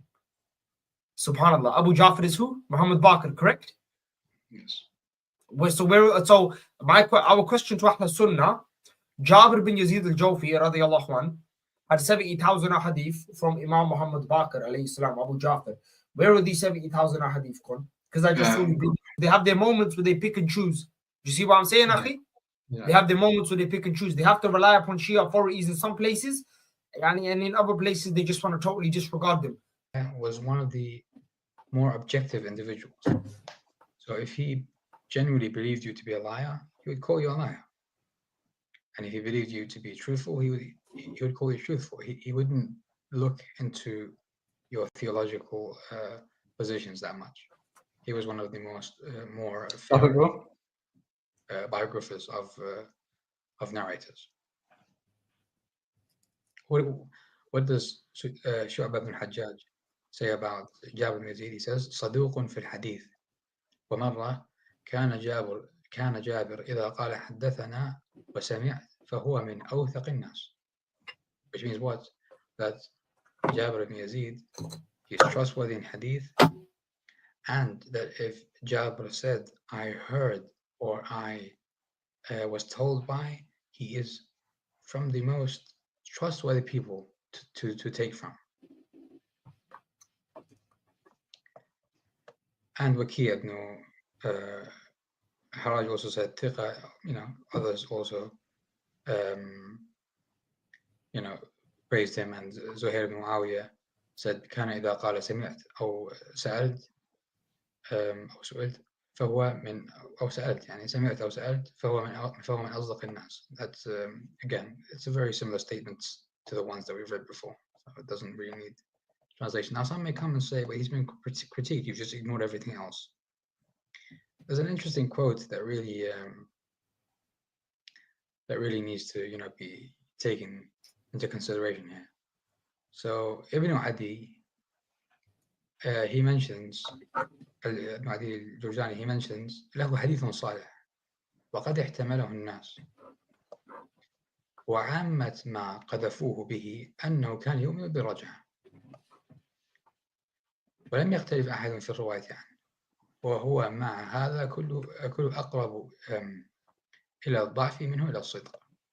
Now, he does critique him, generally speaking, but he says that he's got some acceptable narrations.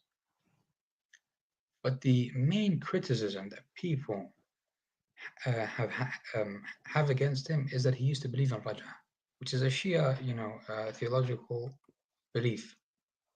So it wasn't that most people used to deem him as a liar or a fabricator. No, it's just they have an issue with his theological, opinions. Later on, that developed. So Jabir bin Yazid al-Jawfi, the Illa they try to claim for Jabir bin Yazid al-Jawfi, who by the way is a hardcore Rafidhi Shia 12er, right, who had thousands of reports from the Ahlul Bayt alayhi salam. They say he believed in the concept of Raja, the Shia concept of Raja, correct? And this is why they say he is, this allegedly makes him Munkar Hadith. He's rejected in Hadith, not because he lies, not because of any of those reasons, because he believes in the concept of what? The concept of Raja. Asant? Okay, no problem. Let's see who else believed in Raja. Just quickly, inshallah, this is Sahih Muslim 2779C. So we have here Abu Tufail reports, this is about the companions who tried to assassinate the Prophet sallallahu alaihi wasallam, amongst whom Abu Bakr, Umar, Uthman, but that's a conversation for another day. I don't want to get into that. So we have here, look, Abu Tufail, yeah, Hadathana Abu Tufail, yeah. Abu Tufail, Sahabi Jalil, radiyallahu anhu, very famous, very well-known, mashhur Sahabi of the Prophet sallallahu alaihi wasallam, was also a Shia, was also a Rafidhi, was the last companion of the Prophet sallallahu alaihi wasallam to live, to die, was the oldest one to die, if memory serves me correct, and he was a Shia of Imam Ali alayhi salam, and he served with Imam Ali alayhi salam in many of his wars and battles. Now, right, they do inkar of the hadith of Jabir bin Yazid al-Jawfi, not because he lies. This man narrates thousands of hadith in Shia books. Nobody said he lies. Jabir bin Yazid al-Jawfi is a huge authority in Tashayyu. Not because he's a liar, because he believes in what? The concept of Raja. Tayyib. Now this guy I just showed you, Abu Tufail, right? I'm going to show you why now. If they're consistent with this criteria, if they're consistent, they also have to reject this hadith, right? If they're consistent, but of course they never are. So son of Ibn Abi Shayba, al-Mujallid al-Sabi Ashir. ما ذكر في ذي القرنين حدثنا وكيع عن بسام عن أبي الطفيل عن علي قال كان رجلا صالحا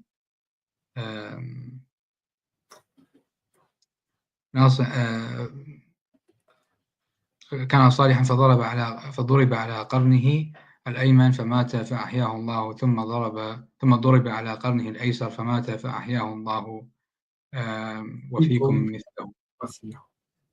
Which is the concept of Raja. Asad, that's the concept of Raja, and the hadith is what? The hadith is Sahih. The hadith is Sahih. The hadith is Sahih. So 1 second, Abu Tufail radiyallahu anhu, who narrates in the authentic Masadr of Ahl al-Sunnah, he believes in the concept of Raja, right? Where's this mentioned? Musannaf ibn Abi Shayba. So Jabir bin Yazid al-Jawfi, by the way, one of the most biggest authorities in Tashayyu. He's up there with Zurara, right? We can say that comfortably, correct? Absolutely. Jabir, we can put Jabir up there with Zurara. Masalan, how you could put maybe Aisha, Abu Huraira, Anas bin Malik in one league. These are your heavyweights. Jabir, we can put him up there with Sayyidina Zurara. No Sunni scholar has said Jabir was a liar, right? They said he believed in the concept of Raja, hence why it's Munkar Hadith. He's a man. No, they have confirmed that. I mean, they have claimed for him to be a liar, but this is a later addition, because in the initial major ones like Sufyan, I mean, those who were those contemporary to him, those who lived with him. Sufyan lived with him. Sufyan lived with him. Sufyan lived with him, yeah. If someone knew he was a liar, it would have been Sufyan al-Thawri, Imam of the Salaf, correct? Right. So if someone knew he was by a the liar, way, one of the main Hanabila who directly states that Abu Tufail used to believe in Raj'a is, what's his name? Ibn Qutayba al-Daynawari. Ibn Qutayba al-Daynawari, Mutaqaddimin Ahl Sunnah. He's from the Mutaqaddimin. He's a very early, he was writing books during the time of Mutawakkil al-Abbasi, right? So again, and Ibn Abi Shayba, he narrates it in his Musannaf. He's the teacher of Bukhari and Muslim. He says Abu Tufail radiallahu anhu believed in the Raja. So now, if you're going to weaken Jabir radiallahu anhu, a great narrator in Shia books, and your precedence for weakening Jabir is what? Your precedence for weakening him also, your early scholars was what they believed in the Raja. They should also weaken Abu Tufail as well. And you know what's funny? It shows that Shia beliefs weren't concocted much later. These beliefs existed during those times, during the times of the Salaf.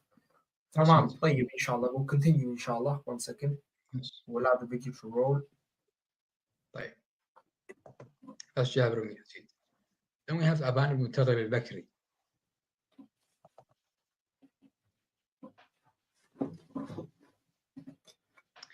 So,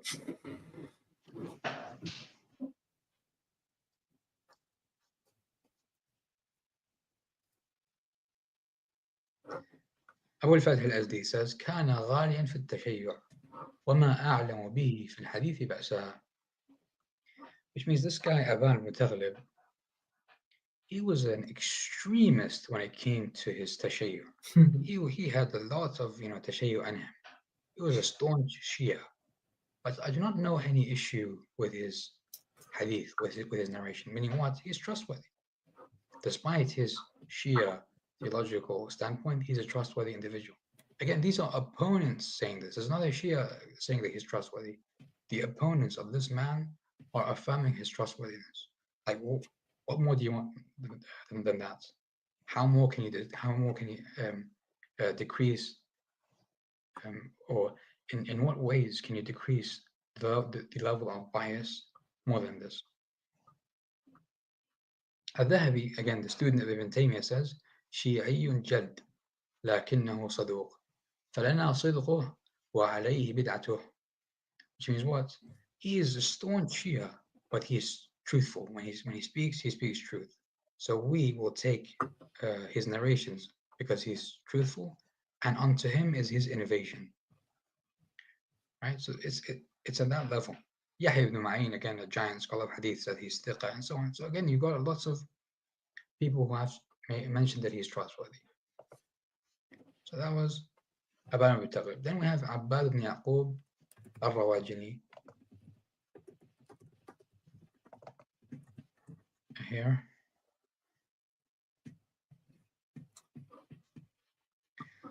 So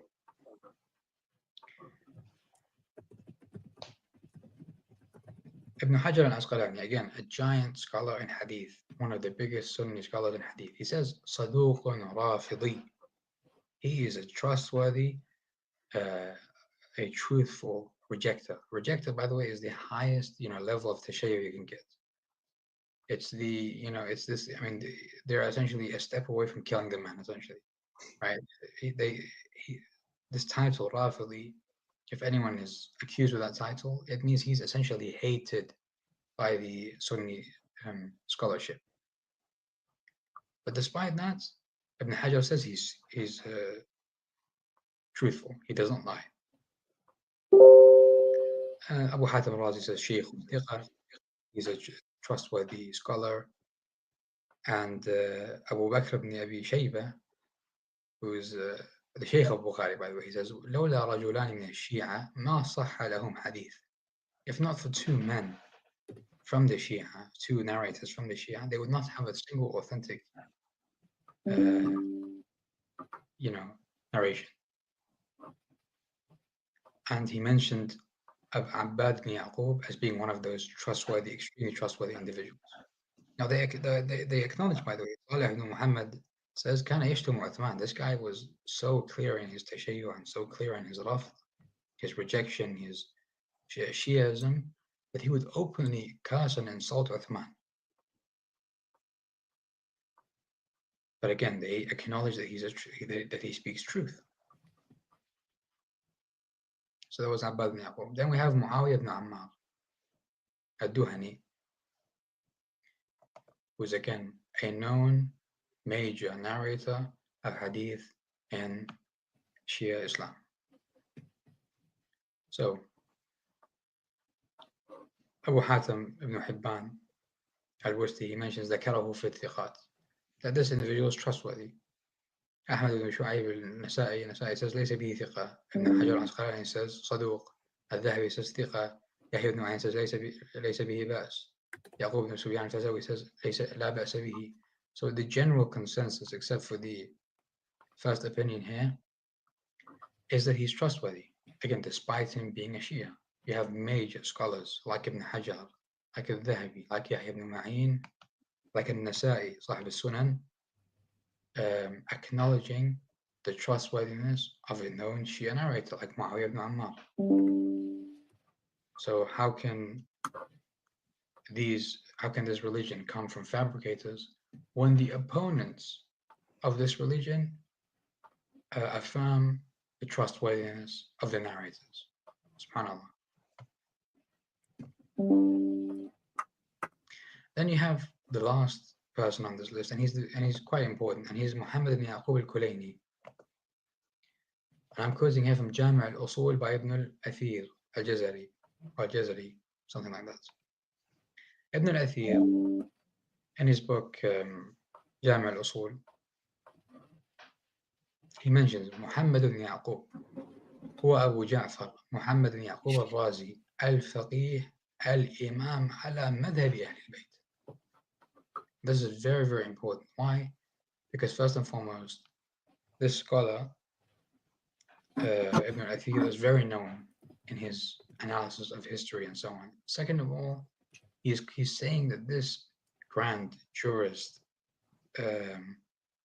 is upon the belief system of the prophet, of the household of the prophet, that he's upon that belief, right? So he's not someone who's an innovator or someone who's, doesn't have a salaf, someone who just made up a religion. No. Ala madhhabi ahl al-bayt. He's upon the theological standpoint of the prophetic household. Right, and who is this Muhammad ibn Yaqub? He is the one who authored and compiled Al-Kafi. Right. So again, Sunni scholar saying that Muhammad ibn Yaqub is upon the madhab of the Ahlul Bayt. He's upon the madhab of that salaf of the prophetic household, right? Which the Shia are upon. And Ibn al-Jazari, Ibn al-Athir, sorry, is not a Shia as well. He's a Sunni. Right. So that was point number 2. Now, point number 3 is... That's it, bro. That's it. Let's bring up the... Yeah. Barakallah feek. Obviously we've seen now, right, the reliability of Shia authorities. And by the way, this really, it goes on, right? It goes on and on and on. Like Ahl Sunnah rely on Shia authorities in multiple places. So this whole thing about these liars from Kufa, you have thousands of these liars from Kufa narrating in your own books. Now, I can go and I can bore everyone and show them loads of sources. Funny enough, I've got a Sunni scholar, Alim, is a doctor, by the way, from Pakistan, saying the same thing. Give me 1 second. Let me just play the video, inshallah, yeah? Just going to play the video quickly, inshallah. So this individual, this doctor, is known as Sheikh Sadaqat Faridi, yeah? That's his name. I'm going to play his video now. Just give me 1 second, inshallah. I'm going to play his video. It's just 20-second video. It's like 30 seconds. He just affirms it, yeah? So me and the brother Mustafa can sit here all day. Yeah. We might bore you guys to death. This is one of your shayukh in Pakistan, a country of nearly 300 million Muslims. This is one of your top authorities, one of your leading authorities, Sunni ulama in Pakistan. He says this himself. Give me 1 second, bro. Okay, so are you ready? So, like I said, many Sunni scholars affirm the truthfulness of Shia authorities, right? However, they reject them based upon innovative principles, right? Because they obviously want to propagate one particular type of narrative, okay? Now, as we've shown, Abdul Malik bin Ayun, the brother of Zurara, who in Tahtib al-Kamal fi Asma wa Rijal, Yusuf al-Mizzi, Hafid Yusuf al-Mizzi says was a hardcore Rafidhi, Bukhari 7445, he narrates there. Jabir bin Yazid al-Jawfi, radiallahu anh, who narrates thousands of hadith from Imam Ja'far Sadiq alayhi salam. Sufyan al-Thawri declared him thiqah as a reliable narrator of a hadith, right? Sufyan al-Thawri declared him as a reliable narrator of a hadith. Later scholars tried to bring the illah that he believes in the concept of raja. Now, if you're rejecting Jabir's hadith because he believes in raja, Abu Tufail, as we showed in Musannaf ibn Abi Shayba, also believed in the concept of raja. And Abu Tufail is a companion of the Prophet sallallahu alaihi wasallam. So I guess a companion was a Shia Rafidhi, right? And he narrates in Sahih Muslim. And as the brother showed in his presentation, multiple scholars of Ahl Sunnah wal Jamaat, narrate from and rely upon Shia Rafidhi authorities, right? Okay. Now, it's not just me and brother Mustafa saying this. We can sit here all day. You can say, oh, you Shias, you know, you're twisting this narrative, etc., etc. You know, we don't believe you. You're liars. Well, this is a sheikh from Pakistan. His name is Sheikh Sadaqat Faridi, right? It's not me. It's not brother Mustafa. He's agreeing with us. He's agreeing with us. He has no reason to agree with us. This guy is a Sunni sheikh like you guys. He has the same principles as you, and he agrees with us that yes, thousands of Shias narrate in Sunni books. मैंने जायजा लिया है किबला बुखारी मुस्लिम निसाई तिरमिजी अबू दाऊद और इब्न माजा वगैरह इनमें 16,000 अहादीस ऐसी हैं जिनके रावी राफजी हैं और गाली शिया हैं। अल्लाह ये फैज लिया है इन बेदीनों से, दीन वालों ने बेदीनों से दीन लेकर फिर उनको बेदीनों का जनाब बेदीन होने का ताना दे रहे हैं। भाई बेदीन से दीन लेना खुद बेदीनी है। राफजी अगर बेदीन है तो फिर उससे दीन लेना तो जायज ही नहीं है। So inshallah, that's a question for our Sunni brothers and sisters. Not only do your scholars of Hadith rely upon your muhaddiths, not only do they rely upon dozens of Shia narrators, right? Your own ulama, your own scholarship admits that, yeah, we have thousands. This, by the way, this is the high-level authority in Pakistan. He's a big Sunni sheikh, and many of your Sunni mashaykh, like many of them admit this. Yes, we take many narrations from Shias, and especially Rafidhis. So there's many people, as the brother mentioned in his presentation, there's many, I'll post the link down below in the bio anyways of that. Thank you for that good work. Yeah, this is like, it's not up for debate. The crossover is there, the lapover is there, right? Now you might say, oh, if so many Shia authorities narrate in Sunni books, then why do they not narrate the same principles, right? Because why do they not narrate the same stories and events the way the Shias narrate them? I just want to quickly take you guys over something. Just give me 1 second, inshallah, bi'idhnillah wa ta'ala. So Sunni Hadith were not written for hundreds of years, as many know. Brother Mustafa, I'm sure, since we're on the topic, I'm sure you don't mind reading this for us. Give me 1 second, wait. Give me 1 second, because it's kind of important we go over this, inshallah.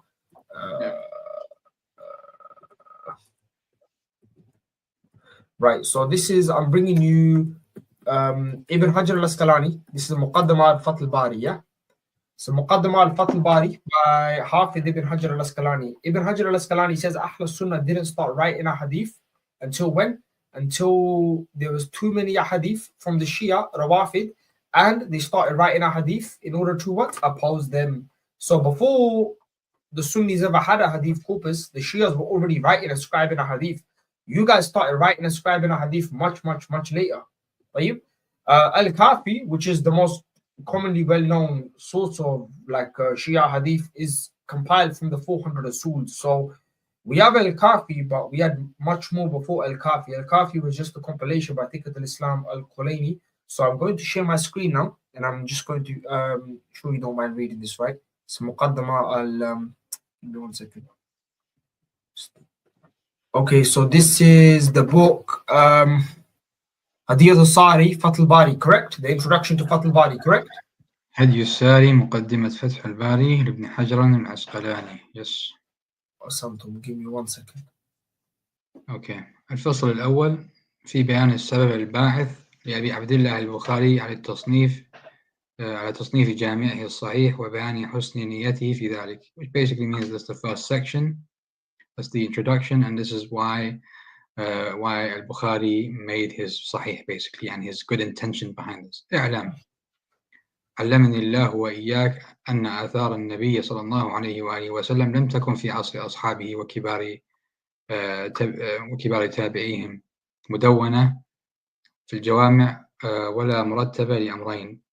Basically, know that the hadith typically they were not written during the time of the Prophet sallallahu alaihi wasallam, nor during the time of the Sahaba, nor during the time of the major followers of the Sahaba, Tabi'een. That's because of Umar ibn Khattab and his prohibition of a hadith, but that's a topic for another day. I'm going to get into it, inshallah, ta'ala. It's because of Umar ibn Abu Bakr, Umar and Ahl Saqifa, and how they banned describing of the hadith of the Nabi sallallahu alaihi wasallam. There's so many cans of worms, honestly. So many. Honestly, it's horrible. I'm telling you, bro. It's like they tried to throw a stone at a window when the entire house is made of glass. Like, this is terrible. Like, I'm telling you, like, wallah. Inshallah. Yeah. So he said the first reason أحدهما أنهم كانوا في ابتداء الحال قد نهوا عن ذلك كما ثبت في صحيح مسلم خشية أن يختلط بعض ذلك بالقرآن العظيم, which basically means the first reason is the Sahaba, and he's again referring to Umar here specifically, who, as is proven in Sahih Muslim, he was afraid that the hadith would get mixed up with the Quran and people will start mixing up hadith and Quran. Which is ajib, which is ajib. Doesn't Allah say in the Quran he promises to preserve the dhikr? Doesn't he? What happened to that? That's also what happened. So Umar didn't have yaqeen in Allah and Allah's words? It's a weird excuse. Very weird excuse. وثانيهما لسعة حفظهم وسيلان أذهانهم. The second reason is people, they would memorize and they just, they were just basically walking, talking shamila libraries, they would just memorize everything. ولأن أكثرهم كانوا لا يعرفون الكتابة. The majority of people were basically analphabetic, they couldn't read or write. Right? ثم حدث في أواخر عصر التابعين تدوين الآثار وتبويب الأخبار لما انتشر العلماء في الأمصار وكثر الابتداع من الخوارج والروافض ومنكري الأقدار. Basically, he says that the last, during the last part of the Tabi'een, the younger Tabi'een, which is like time of al-Zuhri, basically, this is what he's referring to, that you had scholars now beginning to write things down and whatever, because lots of innovators came about, like the Khawarij and the Rafidhi and the Qadianis. Yeah. That's basically when they started writing.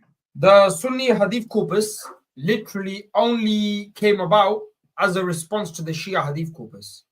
Yeah, Shia and basically all the innovators, so the Shia, the Qadariya and the Khawarij, as per the claim of Ibn Hajar, as per his claim. So your religion never even existed, your books were never even written until when? Until you want to respond to the Shia. As Ibn Hajar, Hafid Ibn Hajar says, the Sunni Hadith corpus did not exist until when? Until they basically decided to now what's the honesty? Because look, you have Shias now narrating in Sunni books. So why do Sunni books not word for word narrate the same events which in Shia books? Masalan, in Musannaf ibn Abi Shayba, you have the famous hadith, Umar comes to the house of Al-Zahra, threatens to burn the house down, and then it stops. Okay? You have, for example, Abu Bakr and Umar take the Khilafat, they reject Al-Zahra alayhi salam fadl, then you have 6 months of silence, you don't know what happened in between, and then all of a sudden, Imam Ali and Abu Bakr are kissing and making up and cuddling. Okay, so you have all these large gaps of silence within the Kutub of Ahl Sunnah, the Hadith books of Ahl Sunnah. What's the reason for this? Inshallah, that takes me on to my next point. Since we're on the topic, I just want to try cover it up so we don't leave anyone confused or anything. So we've given them something that's kafi, although like I said, this requires its own discussion, but bi'idhnillah wa ta'ala, we have to go over this. One second, akhi. 1 second. This is Tariq al-Tabari, right? Volume. 1 second. Okay. This is Tariq al-Tabari. This is, I think, volume 17. Speaking about volume 16. Volume 16. Sorry. Speaking about the end of the account of the Battle of Jamal, Maraqat Jamal, yeah, when Imam Ali fought Aisha. Tabari is a very famous Sunni historian. Abu Bakr corresponded with Muawiyah bin Abu Sufyan. He mentioned this correspondence that had been passed between the two of them, but I am loath to detail it because it contains matters that most people could not tolerate. So now my question is, right, Ahl Sunnah wal Jamaat. First, this is one, I've got more by the way, yeah. Ahl Sunnah wal Jamaat, At-Tabari, very famous Sunni historian. If he's, mashallah, as Adnan says, oh, Ahl Sunnah, our history was scrutinized and it was, what's this? He refuses to mention some details, but it gets deeper than that. It gets deeper than that. Give me 1 second, inshallah. I'm going to show you Ahmad ibn Hanbal, right, and his burning of books. So Kitab al-Sunnah by Imam Khalal, right? Imam Khalal is the one who canonized the Hanbali madhab, yeah? He has a famous... Correct, yeah. So he canonized the Hanbali madhab. I'm sure you've come across this before, brother Mustafa, anyways, but I Kitab al-Sunnah. Kitab al-Sunnah. Kitab al-Sunnah by Imam Khalal. He has an entire section of Ahmad ibn Hanbal burning books. He takes the book of Abu Awana and he burns it, etc. Do you know about this? No, I haven't. I'm going to take you to it, inshallah. But Ibn Kharrash, he was also not a Shia. He had also books that were burnt. Ibn Kharrash. Khalal, not Khalaj. Khalal. No, I know. But I'm speaking about another individual, Ibn Kharrash, with a sheen at the end. He was a non-Shia. He had 2 volumes regarding Mathalib, basically. Mathalib, Asant, and then they basically burnt his books. Asant, because why? They have this presupposed criteria where anything bad about the companions, don't narrate it, burn it, hide it, get rid of it. Now, I want to know, where does this criteria come from? In the Quran, you have Bismillah ar-Rahman ar-Rahim, Ya ayyuhalladhina amanu la tarfa'u aswatakum fawqa sawti an-nabi wa la tajharu lahu bil qawli ka jahri ba'dikum li ba'din an tahbata a'malukum wa antum la tash'urun. These ayahs of Surah Hujurat came down condemning Abu Bakr and Umar for their disgusting behavior towards the Prophet sallallahu alaihi wasallam. You have the famous ayahs of Aisha bint Abi Bakr and Hafsa, in tatuba ila Allahi faqad sakat qulubukuma wa in tadahara alayhi fa inna Allah. You know, we know the ayahs, right? So what I'm saying is Allah speaks ill of the companions in the Quran. Right, you have the famous hadith held in Bukhari 6587 where the Prophet says, some of my companions will come to me at the lake fount and I will say, Ashabi, Ashabi, and they will say, what? You do not know what they innovated after you. So the Prophet spoke ill of the companions, right, of some of them. Allah spoke bad of some of the companions in the Quran. So my question to my Sunni brothers and sisters is, where did your scholars innovate these principles from? Don't speak bad about the companions of Rasulullah sallallahu alaihi wasallam. As a matter of fact, it goes beyond that. You say Shia Hadith are not trustworthy. Your own muhaddiths, your own scholars of Rijal, and your own imams from the Salaf give tawfiq to Shia narrators such as Abdul Malik bin Ayun, Jabir bin Yazid al-Jofi, etc., etc. Right? Now we'll show you why you have large missing chunks of history, because the way your history and your Hadith corpus was brought to you, right? It was in a very filtered way, funded and financed by the kings at the time, right, who wanted to serve a particular agenda and who wanted to hide certain narratives, hide certain truths in order to what? In order to propagate their agendas. And this is not me saying this. I'll take you to Sira Alama Nubala, Shamsuddin al-Dahabi al-Nasibi, major Nasibi. He was the student of Ibn Taymiyyah. So this is Al-Juz al-Ashir, so volume 10. And we are on page number 92. So inshallah, Brother Mustafa, could you just read this part, inshallah, and then I'll show them Ahmed burning books. Inshallah ta'ala. He says, كما تقرر عن الكف عن كثير مما شجر بين الصحابة وقتالهم رضي الله عنهم أجمعين، وما زال يمر بنا ذلك في الدواوين والكتب والأجزاء، ولكن أكثر ذلك منقطع وضعيف، وبعضه كذب، وهذا فيما بأيدينا وبين علمائنا، فينبغي طيه وإخفاؤه بل إعدامه لتصفو القلوب وتتوفر على حب الصحابة الترضي منهم، وكتمان ذلك متعين عن العامة وأحد العلماء. So basically, look, we already have lots of things that would, make people get really upset. So that what do we have to do? we have to hide it basically. يجب طيه. That's what he says. يجب طيه. He's It has basically to be saying hidden. hide the truth to protect the Sahaba. Even if it's truthful, many things have come into the books of Ahl Sunnah, right, which show the Sahaba in a bad light, right? So we have to try our best to hide, even though it's the truth. He's not negating it's the truth. He's saying, no, they're true, but hide them. Now, I take you to Kitab al-Sunnah by Imam Ahmad Khalal, yeah? And I'm going to show you this in action. This isn't just a statement which he said, which Dahbi came much later, but he said this. He admits this is a qaida, a principle of Ahl Sunnah. And this is why, even though you guys, a lot of your scholars are Rijal, your Imams of the Salaf, they couldn't reject the honesty and the truthfulness of the Shias of Muhammad wa Ali Muhammad and the narrators of Ahl Bayt alayhi salam, right? However, they miss out certain parts. And this is, again, a conversation for another day, but I just need to briefly touch on this because it's very important. It's very important. You know, we can't. So this is, inshallah, brother, you can see my screen, inshallah. This is Kitab al-Sunnah by Imam Ahmad al-Khalal, right? This is volume 1, page 501, yeah? Inshallah. Could you read the heading, inshallah? التغليظ على من كتب الأحاديث التي فيها طعن على أصحاب رسول الله صلى الله عليه وآله وسلم, which basically means showing harshness towards the ones who narrate a hadith that show, that show the bad character of the companions of the Prophet, peace be upon him. Keep in mind, Allah speaks about their bad character, Surah Hujurat, Surah Tahrim, right?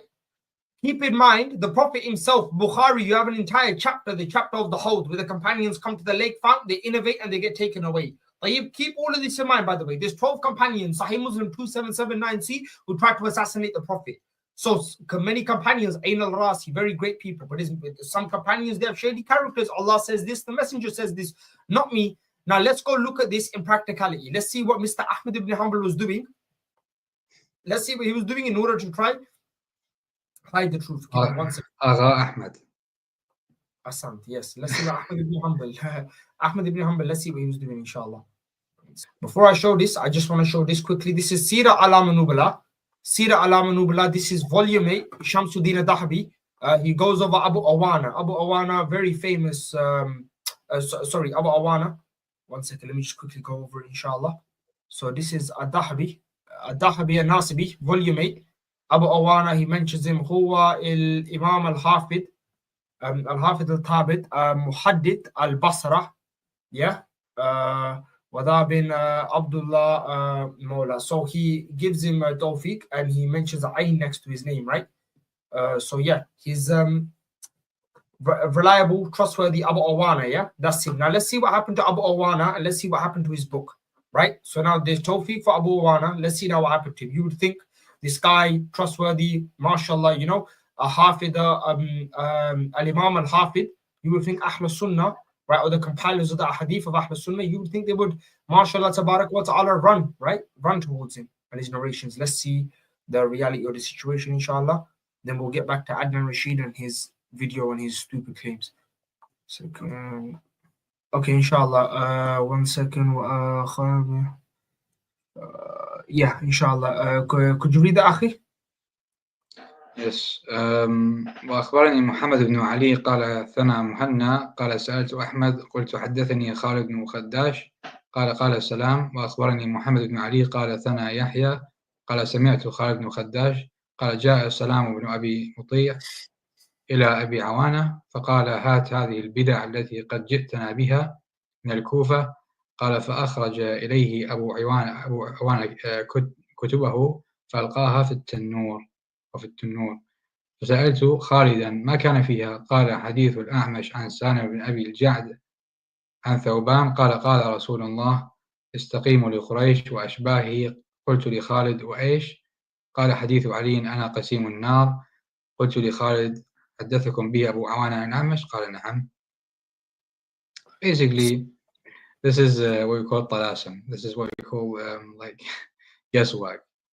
The only hadith that I actually got that was in Abu Awana's book is that Ali is the divider of hell and heaven, basically. Ali qasim al-jannati wa nar.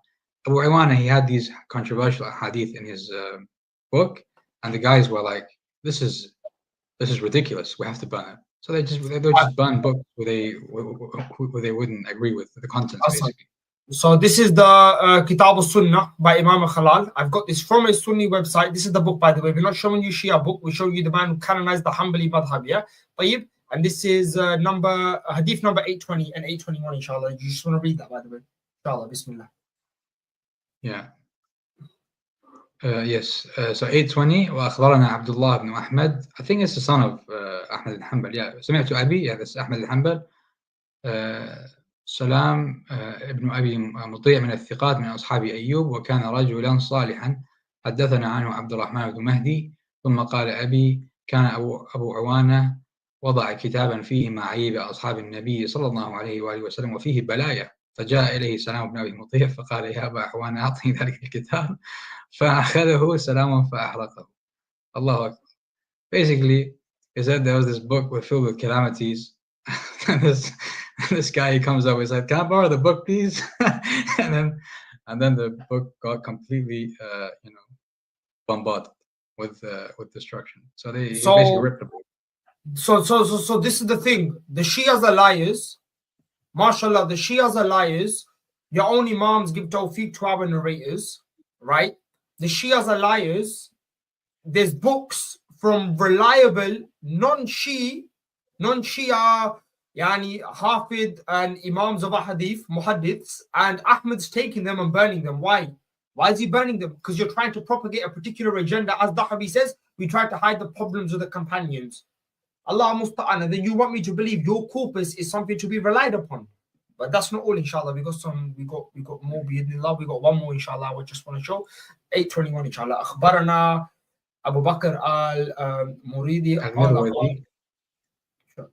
قال قلت لأبي عبد الله أحمد بن حنبل استعرت من صاحب حديث كتابا يعني فيه الأحاديث الرديئة ترى أن أحرقه أو أحرقه أو يعني أقوم بخرقه. قال نعم لقد استعار سلام بن أبي مطيع من أبي عوانة كتابا فيه هذه الأحاديث فأحرق سلام الكتاب. قلت فأحرقه. قال نعم.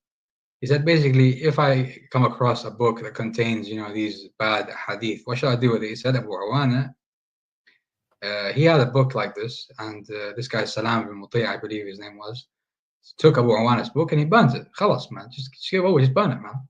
Just burn the book. Don't think about refuting. What is this intellectualism, guys? Just burn it, man. Khalas. Asan. So this is the Ikhwan, this is the thing, brothers and sisters, when they come, oh, Shia, there's more, by the way. There's the reason why I showed the entire chapter, because for those who are actually interested, students of knowledge, or the students of the students of knowledge like myself, those who are interested in this, you can go find that online. It's called Kitab al-Sunnah by Imam Khalal. I'm going to post the link in the description, right? You can go check it. This is how Ahl Sunnah, this is how the religion was built. Do you understand what I'm saying? By censoring, by hiding, by burning books, by propagating a particular agenda with these innovated principles, these qawaid, which the Messenger sallallahu alaihi wasallam never said. Innovated qawaid, adalat sahaba, right? The adalat of the sahaba. You see what I'm saying? So this is what your religion was built upon. Then you want to come and say to the Shia, oh, your religion is all lies. Allah musta'an. Inshallah, we're gonna continue with the Adnan Rashid video. Before that, can I just show one thing? Faddal, because this topic is very important. Adnan loves to claim epistemology, mashallah. He loves epistemology. Habibi, don't throw stones when you live in a glass house. Your aqidah and your corpus is trash. It's true. We've only scratched the surface, bro. Okay, go ahead, Akhi. I'm going to show you guys the opinion of Ibn Taymiyyah regarding Shia Hadith corpus. Al-Raddu ala al-Subki. Basically, he's replying to Subki relating to Talaq matter. This is Ibn Taymiyyah's book. And this is volume 2. He says in page 697. He says, فَهَؤُلَاءِ يَخْتَارُونَ فِي الْحَلَفِ بِالْعِتْقِ. He's basically going into the matter. And he says, وأبلغ من ذلك قول أبي عبد الرحمن الشافعي ومن وافقه كابن حزم من أهل السنة وكالمفيد والطوسي والموسوي, who is basically Sayyid al-Murtada, وغيرهم من شيوخ الشيعة, وهم ينقلون ذلك عن فقهاء أهل البيت, referring to Imam الصادق عليه الصلاة والسلام Imam الباقر. ومعلوم أن خلاف أئمة أهل البيت كأبي جعفر إمام الباقر محمد الباقر وجعفر بن محمد معتمد به باتفاق المسلمين، فإن هؤلاء من أكابر أئمة المسلمين ومن سادات أهل العلم والدين. وإن كانت الرافضة تغلو فيهم غلوا باطلا، ذلك لا يمنع من معرفة أقدارهم كغلوهم في علي وغلو النصارى في المسيح عليه السلام. Yeah, then he goes on to critique. Anyways, the point being is here where he says والرافضة يجعلونهم معصومين كالرسول صلى الله عليه وآله وسلم، ويجعلون كل ما قالوه نقلا عن رسول الله صلى الله عليه وآله وسلم، ويجعلون إجماع طائفتهم حجة معصومة. وعلى هذه الأصول الثلاثة بنوا شرائع دينهم. لكن جمهور this is the important part. لكن جمهور ما ينقلونه من الشريعة موافق لقول جمهور المسلمين, which means the majority of what the Shia narrate is in line with all other Islamic sects. The majority, not the minority of Shia narrations, the majority of them. لكن جمهور ما ينقلونه من الشريعة موافق لقول جمهور المسلمين. The majority of what the Shia narrate is in line with what the Muslim Ummah narrates. فيه ما هو من مواقع الإجماع. Some of what they narrate is there's already إجماع on this matter. وفيه ما فيه نزاع بين أهل السنة. Some of it there's a dispute amongst أهل السنة. فليس and this is the explosion now. فليس الغالب فيما ينقلونه عن هؤلاء الأئمة من مسائل الشرع الكذب، بل الغالب عليه الصدق. Indeed, look, فليس الغالب. Indeed, the majority of what they narrate from their imams, in what pertains to the Sharia, is not lies. In fact, it is truth. بل الغالب عليه الصدق. Okay, so Ibn Taymiyyah says that, in fact, look, if I as a Shia was to come up and basically give a description of my own hadith corpus, I would say the exact same thing as Ibn Taymiyyah. The vast majority of he's affirming this. So you want to stand there and say Shia, most of what you say is Habibi, go refute Ibn Taymiyyah, rather Subki. And there's just something more. And by the way, just one thing. Now, some may come and say Ibn Taymiyyah and other places has said the Shia are the biggest of liars. Allah fil akthar al-khalqi kadiban. That's not my problem. That's Ibn Taymiyyah contradicting himself. So go deal with him. I mean, we're just taking what he admits that can help us. But yeah, Ibn Taymiyyah and other places like Ibn Hajj al-Sunnah, he says we're the biggest of liars. I mean, the guy is a walking contradiction. That's not my fault. I'm bringing you evidence where Ibn Taymiyyah has said that we actually are truthful. أنطقه الله الذي أنطق كل شيء. And as far as the teachers of the Ahlul Bayt al-Islam are concerned, obviously, as you can see, right? So the Imams of Ahlul Bayt al-Islam were propagating their own fiqh. Now, none of your Imams of the Salaf published any books, right, in the names of the Ahlul Bayt al-Islam. Yeah, later on they'll say, for example, Abdul Qadir Jili, right? They say, oh, he was a famous Imam from the Ahlul Bayt. Yeah, but he came much later. He's not from your Mutaqaddimin. Okay, I'm gonna challenge now. We have more reports in our books from Ali than the Shias have in their books. Yallah. Okay. Go and deal with it.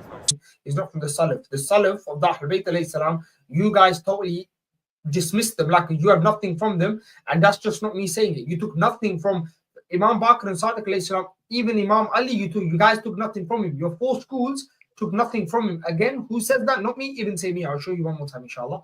1 second. Just since we're on the topic, I might as well just try to stretch out as much as we can. Minhaj al-Sunnah, so Juz al-Sabit. This is page number 529, page number 530. Ahl Sunnah took no fiqh, no knowledge of jurisprudence from Ali bin Abu Talib. Right? So Ibn Taymiyyah affirms the Shias transmit the jurisprudence of Imam Ali and the Ahlul Bayt alayhi salam truthfully. And now Ibn Taymiyyah admits that Ahl Sunnah, the four schools, took nothing from Ali bin Abu Talib. قال الرافضة وفي الفقهاء يرجعون إليه.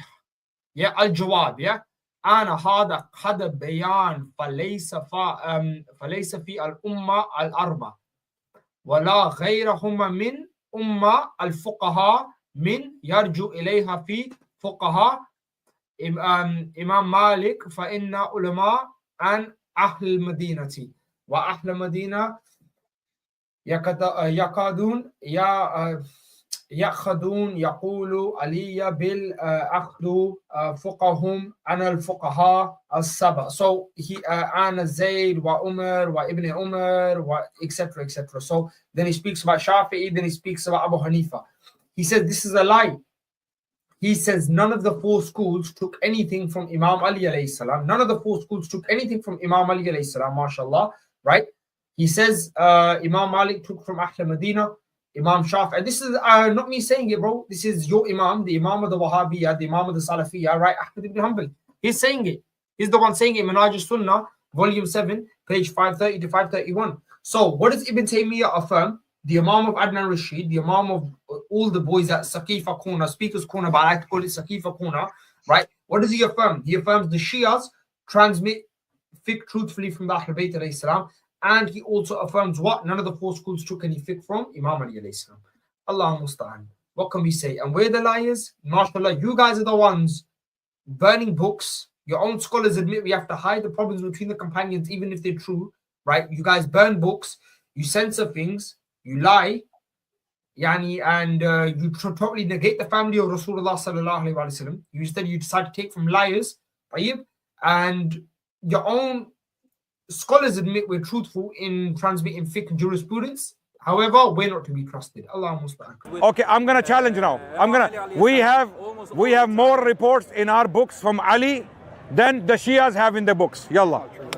Okay, go and deal with it. So, not only did none of the four schools actually take from Imam Ali alayhi salam, as per the admission of Ibn Taymiyyah al-Hirani, and if you're going to come and say now, oh, I'm not a Salafi, I'm not a Wahhabi, then, well, bro, we have the Muwatta of Malik, we have Usul Sunnah by Ahmad ibn Hanbal, we have many books of his fatwas and Rijal, we have the Musnad of Imam Shafi, Musnad Abu Hanifa. Can you please show me a principle from any of these four schools which favored Imam Ali alayhi salam or his children in terms of taking jurisprudence or hadith from them? None, right? Well, but we'll get to that in a second. Firstly, let me smash this individual's deception and kufr, inshallah. So, Al-Kafi al-Sharif by Thiqat al-Islam al-Quraini, rahmatullahi alayhi, is only one book. In Al-Kafi, Imam Ali alayhi salam narrates 943 times directly, right? Now, if we look at it holistically, every single rawaya is actually from Imam Ali alayhi salam, from Rasulullah sallallahu alayhi wa sallam. Why?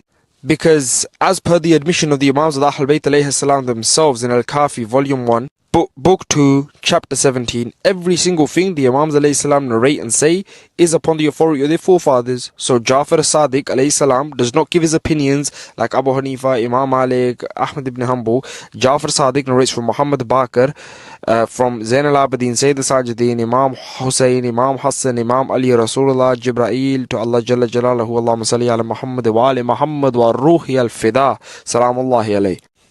So this is Minhaj al-Sunnah by Ibn Taymiyyah al-Hirani, the Imam of the Salafiyya. He says, وَلَمْ يَرُونَ آنَ عَلِيًّا إِلَّا خَمْسَمَتْ وَسِتَّةْ وَثَمَانُونَ حَدِيثًا مُسْنَدَةً صَحِيحُ مِنْهَا نَحُو 50 حَدِيثًا. He says only 586 hadith were narrated on the authority of Ali, of which about 50 hadith are authentic. So mashallah, Ahl Sunnah only have 50 hadith from Ali bin Abu Talib, and we have 943 authentic. Actually thousands more, but like 943 in Al-Kafi, many more in other places, thousands in other places, right? You guys only have 50 overall, and you want to make this claim, and you want to sit there and lie and deceive people? Allah mustaan. Now let's go take a look at another time where I came across Adnan Rashid in person, face to face, and I showed him one of these ahadith that Ali radiallahu anhu, the Sahabi, narrates in his books. And let's see how degenerate these individuals make Ali radiallahu anhu, the Sahabi, look in their kutub. MashaAllah. Then they claim to love Ahl Bayt al-Islam. Why are you laughing? Why are you laughing? Jami at-Tirmidhi 3026, Ali radiallahu anhu used to drink alcohol and lead salah. So Ali, how is that answer to my question? How is that answer to my Ali radiallahu anhu gets drunk. Relax. I'll repeat my question. These people of Kufa, he condemned them. People of Kufa, where the religion of Shia was born. The religion of Shia was born in Iraq, in Kufa, in this city. These are the people who betrayed Ali. They betrayed Hassan. They betrayed Hussein. They killed Hussein. I'm claiming, wallahi, on camera. The people of Kufa killed Hussein. The Shias were made Hussein during the ibn time Umayyah. of Prophet Muhammad, or at least the Sahaba. They were no Shia. None of the Sunnis were at the time of Prophet Muhammad or after him. We don't. The Imams were living there. Imams were living in Imam Sadiq alayhi salam's time, whereas our Imam is Imam brother, Ali. this. Okay, so again, the Khurafat, the Kufa. Right, let's just go over this quickly, inshallah. So this is Mizan al-I'tidal by Ad-Dahabi. So when he mentions Kufa and Shias of Kufa, the word Shia is actually mentioned in the Quran, right? So you have the Shia, Ibrahim alayhi salam was a Shia of Nuh. This is Surah Safat, Ayah 83, chapter 37, verse 83. So the meaning of the word Shia, it just means follower. It just means follower, right? So one second, let's see what Dahabi says about this. Al-Mujallid al-Awwal, volume 1, page 118. Inshallah. Can you read the Akhi? Yes. Shia. فالشيعي الغالي في زمان السلف وعرفهم هو من تكلم في عثمان والزبير وطلحة ومعاوية والطائفة ممن حارب عليا رضي الله عنه وتعرض لسبهم. And he says the Shi'i, the Mughali, the extreme Shi'i, and according to the Salaf, he was. Can I just translate the previous, just so the brothers can know? Yes. It says basically the Shi'i, the Mughali, the extreme Shi'i during the time of the Salaf, according to them, was the one who would speak against Uthman, Zubayr, Talha, Muawiyah, and the groups who basically fought Ali ibn Abi Talib, may Allah be pleased with him, and the Shia would curse these individuals and insult them. Yes, next slide. It says والغالي في زماننا وعرفنا هو الذي يكفر هؤلاء ويتبرأ من الشيخين أيضا. And he says the Ghali today, the extreme Shia today, is the one who does takfir of these individuals and also disassociates himself from Abu Bakr and Umar. Asantum. Okay, so yeah, again, this is the thing. That's the ma'na of Shia. So one second. You've got Mr. Tabari, right? Volume 19, the Khalafat of Yazid bin Muawiyah, page number 38. Ubaidullah said, didn't you know, Hani, when my father came to this land, he did not spare the life of any one of this Shia except for your father and Hujr. Right? So there was no Shias of Ali bin Abu Talib alayhi salam, right, left in Kufa when Ubaidullah's father went there, when he entered Kufa, right? That was during the governance of Muawiyah, when Muawiyah had the hukumat. So Masalan, that's first and foremost. There was no Shias in Kufa at that time. Right. Secondly, in the Battle of Karbala, let's see if his claims can stand up to scrutiny, right? The Shias of Ali alayhi salam killed Imam Hussein alayhi salam, right? Let's see now on the battlefield in Kufa. Again, this is a Sunni source. This is not a Shia source, right? You have the history of Tabari, volume 19, the Khalafat of Yazid bin Muawiyah, page 136. According to Hisham bin Muhammad al-Qalbi, Abu Miknaf, Yahya bin Hani bin Urwa, Nafi bin Hilal, he was fighting on the day reciting, I am al-Jamali, I believe in the religion of Ali. A man called Muzahim bin Hurayth came against him crying, I follow the religion of Uthman. Nafi replied, rather you follow the religion of Satan. So over here you have two sides in the Battle of Karbala. This khurafat that the Shias killed Imam Ali, Imam Hussein alayhi salam. Yeah, the Shia of Uthman, I agree. Hey, look, you have two sides. You have one guy saying I'm on the religion of Ali, you have one guy saying I'm on the religion of Uthman. Khalas, right? So this thing you have, oh, the Shias, they killed who? Yeah, the Shia of Uthman did kill Imam Hussein alayhi salam. I agree. Now, who was the leader, who was the general of the army, right, who killed Imam Hussein alayhi salam? Again, I challenge Adnan Rashid. Bring forth some names. We bring you names. You just bring yap. Right? There's a saying in Urdu, every dog is a lion in his own alleyway, right? You see what I'm saying? Brother, bring some sources. Allah musta'an. We live in the era of information. I want to see these Shia rafidhi, Rawafid, right, who disassociate from Abu Bakr and Umar that were involved in killing Imam Hussein. Because so far, from what I've seen, right, number one, there was no Shias left in Kufa. Right. Number two, the two groups fighting on the battlefield, one claims to be the Shia of Ali, the other one claims to be the Shia of Uthman. Right now, I'll take you to my next docket, right? And I'll show you. We have over here, very clear cut, What do we have? Kitab Tabaqat al-Kubra by Ibn Sa'd, right? Kitab Tabaqat al-Kubra, page number 443. This is Juz what's the Juz? Juz number? Juz Sadr. Juz Sadr, yeah. وقد قاف عمر بن سعد أمر مناديا فنادى من جاء بالرأس فلا ألف درهم. وَلِيَعُوذُ بِاللَّهِ. What did Umar ibn Sa'd say? Umar ibn Sa'd said, I will give you money for whoever can bring me a head, I will give you 1,000 dirhams, correct? Is that correct, Akhi? Yeah, that's correct. So Umar ibn Sa'd, right, he says, A'udhu Billah, after the Battle of Karbala, he says, whoever brings me a head, right, of one of the Shuhada of Karbala, the martyrs of Karbala, I will give you 1,000 dirhams. So Umar ibn Sa'd was the leader of the army in Karbala that fought Imam Hussein alayhi salam, right? Now let's see Umar ibn Sa'd, let's see his reliability and his authenticity according to Ahl Sunnah wal Jama'at. This is, you can see the screen, Akhi, Sunan Nasai 4104. Look at the, wallah, look at the irony. Allah musta'an. Wallah, look at this. Look at the hadith. The Messenger of Allah said fighting a Muslim is kufr and defaming him is evil doing. Subhanallah, narrated Sa'd bin Abi Waqqas told us this, and who narrates from Sa'd bin Abi? Wallah, look at this. Yeah. أخبرنا إسحاق بن إبراهيم قال أنا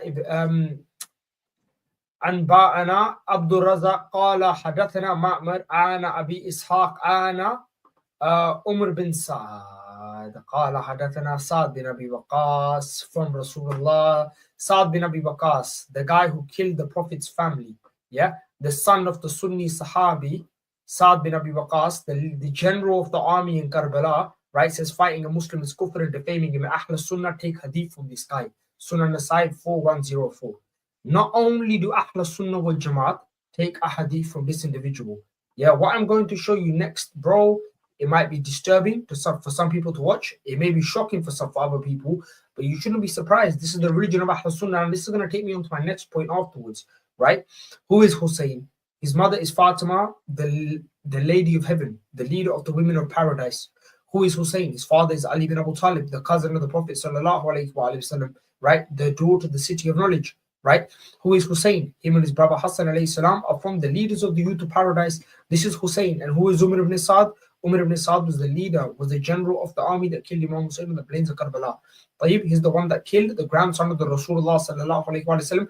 Now the biggest muhakkik, one of the biggest muhakkiks, contemporary from the 21st century, one of the biggest muhakkiks belonging to the opposing faction, yeah, he goes by the name Shuaib al-Arnaout, big Nasibi Wahhabi scholar, right? Let's see what he says about Imam Hussein alayhi salam, inshallah. You just give me a second. So now let's go see Hussein, Sahabi Jalil, radiyallahu anhu. Let's see what Shuaib al-Arnaout has to say about him. وكيف لا يكون منافقا بالعقيدة وهو قتل السبط سيد شباب أهل الجنة؟ كيف لا يكون منافقا؟ حسته أنه هو الذي خرج على الدولة، كان ينبغي عليه أن يعني أنت لو كنت في زمان الحسين هل كنت ستكون في الصف عمرو بن سعد؟ إيه، سأكون في الصف، لأنه هذا خطأ الحسين، خطأ جزئي بيضلل الأمة. أن هذه النصوص ثابتة. أبو بكر بن العربي في كتابه، أيوة، هذا الناصبي الذي قال أن الحسين مات بسيف جده. طبعا. لك بسيف مين ما؟ إذا كان هنالك رجل يعني هذا رئيس دولة فلا يجوز الخروج عليه.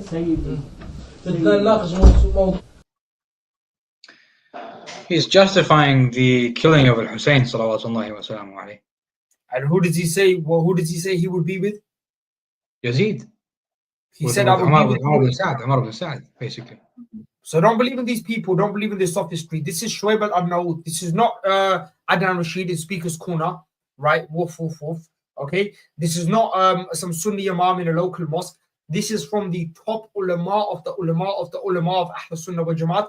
Go to Musnad Ahmad ibn Hanbal, which is the largest compilation of hadith. Sunnis have 1.5 billion people on the planet today rely upon this Musnad, this compilation of a hadith to take their religion. This guy is the muhakkik, right, of that book. He is the investigating authority of that book. He grades hadith strong and weak. He said, I would be with who? I would be with Umar ibn Sa'd, yeah? And I would fight against Hussein bin Ali alayhi salam. And then, Allah musta'an, every single accusation is a confession. Every accusation is a confession, and it's a guilty confession, yeah? They want to use sophistry and they want to lie and they want to say, oh, you Shias, you killed Hussein. Allahu alam. Again, I'm waiting for you to name me a Shia rafidhi who does bara'ah from Abu Bakr and Umar, right? That was there on the plains of Karbala that fought against Imam Hussein alayhi salam. They were the ones that died with him, as I showed you in At-Tabari. The man said, I am upon the religion of Ali, and those from the army of Umar ibn Sa'd said, we are upon the religion of Uthman ibn Affan. Allahu alam, Allah musta'an, ya ikhwan, wallah man. I don't know what to say. Inshallah, let's continue. We'll go to Kulthum now, inshallah. Can I just add one thing from our books? Go ahead. Because you basically quoted Al-Tabari that mentions that the majority of the Kufans were not Shia because they were ousted and so on. I'm going to show you that even during the time of Ali alayhi salatu wasalam, that during the early stages of Kufa, by the way, Tashayyu' was not widespread. No. It was only during the time of Imam Sadiq alayhi salatu wasalam and Al-Baqir, the late years of Al-Baqir alayhi salatu wasalam, that Tashayyu' became widespread. So during the time of Imam Ali and Hassan and Hussein, Tashayyu' wasn't widespread in Kufa. And this is also authentically narrated in our books. Again, I'm going back to Majma' al-Hadith al-Mu'tabara. This is the second volume, page 157. Sheikh al-Muhsini is narrating from Tahdhib al-Ahkam by Sheikh al-Tusi's authentic narration. Ali ibn al-Hasan al-Faddal عن أحمد ibn al-Hasan عن عمرو ibn Sa'id al-Madaini عن مصدق ibn صدقة عن عمار عن أبي عبد الله عليه السلام قال سألته عن الصلاة في شهر رمضان في المساجد. He's basically asking Imam Sadiq عليه الصلاة والسلام regarding Tarawih. قال لما قدم أمير المؤمنين عليه السلام الكوفة أمر الحسن بن علي أن ينادي في الناس لا صلاة في شهر رمضان في المساجد جماعة. فنادى في الناس الحسن بن علي عليهما السلام بما أمره أمير المؤمنين عليه السلام. فلما سمع الناس مقالة الحسن بن علي عليهما السلام صاحوا وعمراه. فلما رجع إلى أمير المؤمنين عليه السلام قال له ما هذا الصوت؟ فقال يا أمير المؤمنين يصيحون وعمراه. فقال أمير المؤمنين قل لهم صلوا. Basically,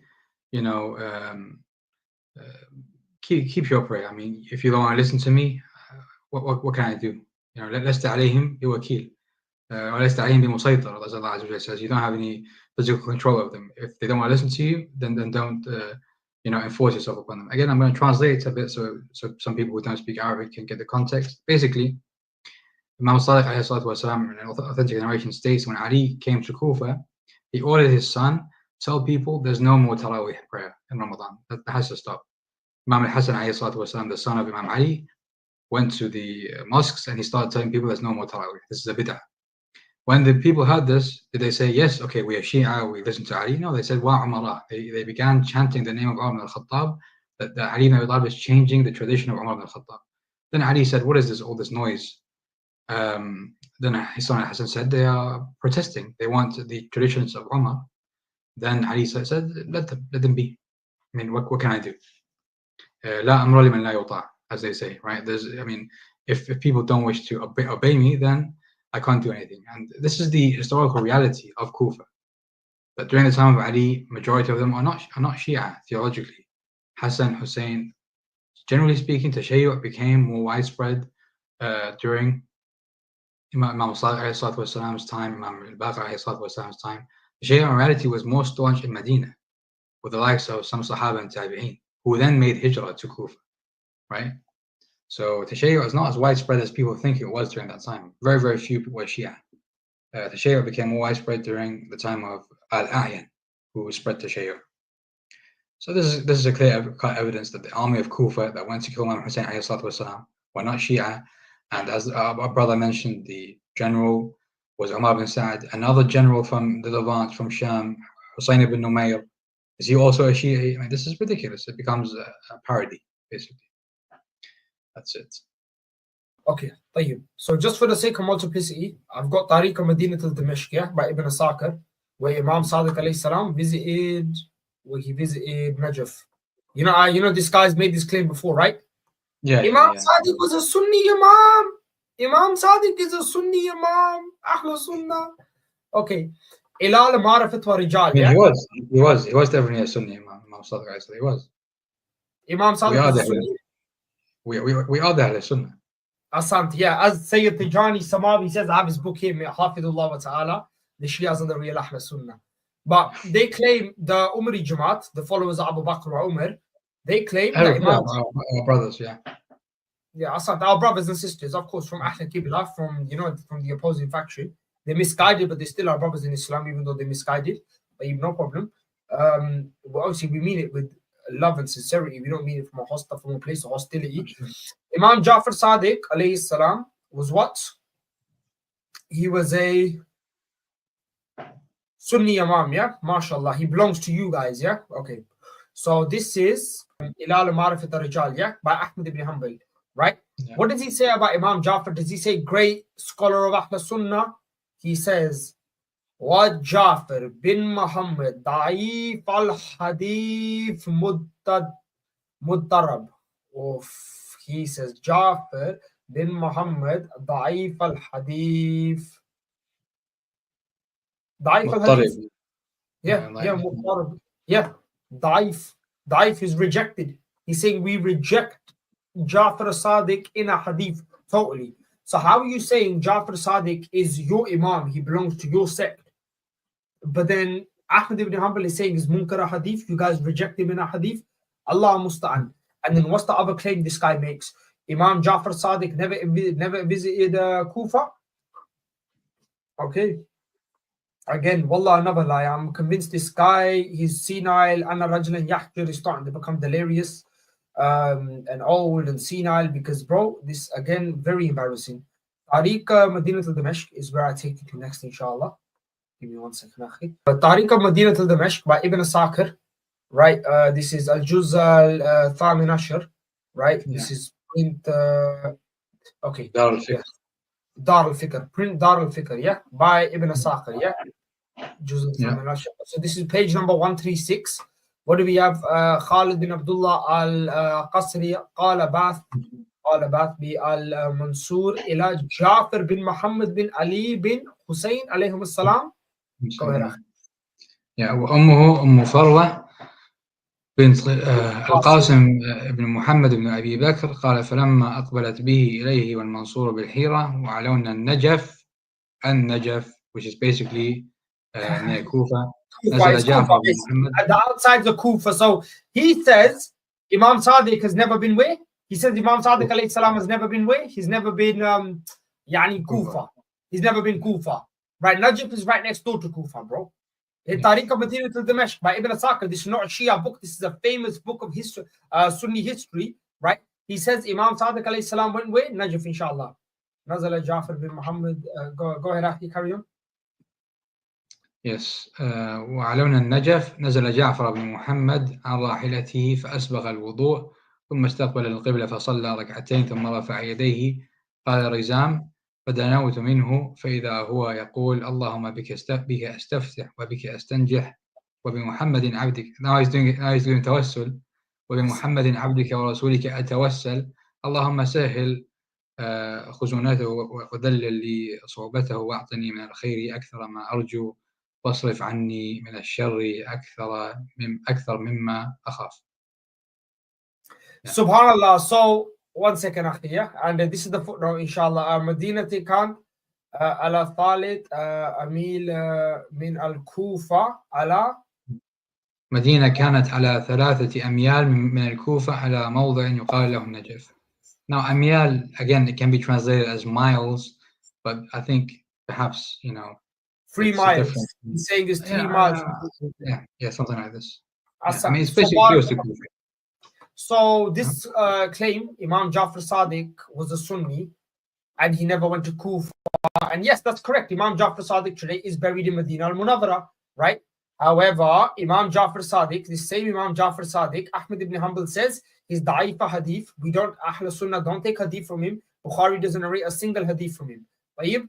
And Tariq Madinat al-Damashq by Ibn Asakir, what we read, that he went to Najaf. he traveled all the way to Najaf, which is right next to Kuba. It's Iraq, it's modern day Iraq. Right? So, and those same people who Adnan Rashid claimed were liars, early on we proved that they all thicker narrators. So again, like brothers and sisters, lie after lie after lie after lie, from the beginning to the end, like where you just Nigel Balagha, lie after lie. Wallah, bro, Allah Mustan. Some people just don't fear Allah, man. I don't know what to say. Wallah. Inshallah, we take the last one. We'll take Kulthum, inshallah, radiallahu anhu, and then we'll go from there. Inshallah. Ali to the Shia, A'udhu Billah, Naqle Kufr, Kufr Nabash. I'm going to say something very bad now. Ali to the Shia is a mouse. Prophet is killed, poisoned. Umar kills Fatima. Umar takes my daughter by force. I have to give bay'ah to Abu Bakr. This is Ali to them. Wallahi. Okay, this is Ali to them. Ali, a taqiyya man. I'm not a caricature. I'm telling you, this is how you think Ali is. You're making Ali into someone who was not only a madhloom, someone who's bullied, kicked around. His wife is killed. His most beloved prophet is killed. His daughter is taken by force. Do you even listen to yourself? No. Do you pay attention to yourself? We have listen to your prophet. So when he said, do taqiyya for the Ummah's sake, because at that time the Ummah was fighting. Why didn't Hussein do that taqiyya? Why did not Hussein do? Jahil, bro. Imam Hussein alayhi salam said, wherever they find me, they will kill me. He didn't have the option. A short comment. I mean, just a short comment of this idea that Ali didn't do anything. I mean, this is a lie. We have numerous sayings of Ali alayhi salatu wasalam where he condemns Saqifa and the rulership. Yeah, I mean, he protests against the religious Ansar, like Lut alayhi salam in the Quran. But I just want to get to the Kulthum bit. I'm trying to see where it is. That's sufficient. A little chicken, a hen, when it's laid, those eggs and chicks hatch. You go and touch the chick. I challenge you. Watch what happens. That chicken, that hen will fight an eagle. There's a video online. An eagle attacks the chick. So you're telling me that Ali bin Abi Talib, all of he went against the order of the universe. Yeah. Sure. So basically, what he's saying is 100% true. There's no dispute on this matter. Like, the person who dies fighting, protecting his family is shaheed. Yes. Now, so why does Ali ibn Abi Talib not do this? It's because we have a hadith from the Prophet which tells him to not. Why? Because he says to not what? To not revolt. When? When the usurping of Saqifa happens. No. When? What hadith? First of all, what hadith? It's in the Kitab Sulaim Qais. Okay, Sulaim bin Qais. Okay, it's a lie basically. Yeah. No, why is it okay. Where, is it in our books? No, but anything from the Shia books we have shown you they are lies. Wait, please. No, that book exactly. That book is So look. So what? We just cut me off. Yeah. Cut me off. It's not unfair. Okay. So basically, because this whole narrative is based largely on this book. So if we're actually taking the narrative, we have to look on the siyaq of the book, of the content of that book. It mentions that if Ali alayhi salatu wasalam doesn't have 40 supporters, then he's not allowed to revolt. So that's basically the shart. That is the condition. Again, you might not buy that. That's fair enough. I mean, I'm not forcing you to buy it. Who would buy that? Look, who would buy that in the subject for a second? Yeah. I have a question for you. No, but when he had the power, when he was the caliph, what did Ali bin Abi?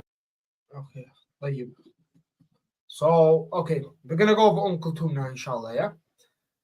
So before I get into this thing about Umar ibn Khattab allegedly marrying Kulthum, right? This individual, this personality known as Kulthum, I just want to show everyone something which is accepted by both Sunni and Shia alike. طيب? Give me 1 second, akhi. Right. أعوذ بالله من الشيطان الرجيم. بسم الله الرحمن الرحيم. Okay. طيب. Tamam. So we have Sunan Nasai 3221. From Abdullah bin Burayda, it was narrated from Abdullah bin Burayda, his father said Abu Bakr and Umar proposed marriage to Fatima, but the Messenger of Allah said she's young. Then Ali proposed marriage to her and he married her to them. So now that hadith number is Sunan Nasai 3221. Now I want everyone to remember this.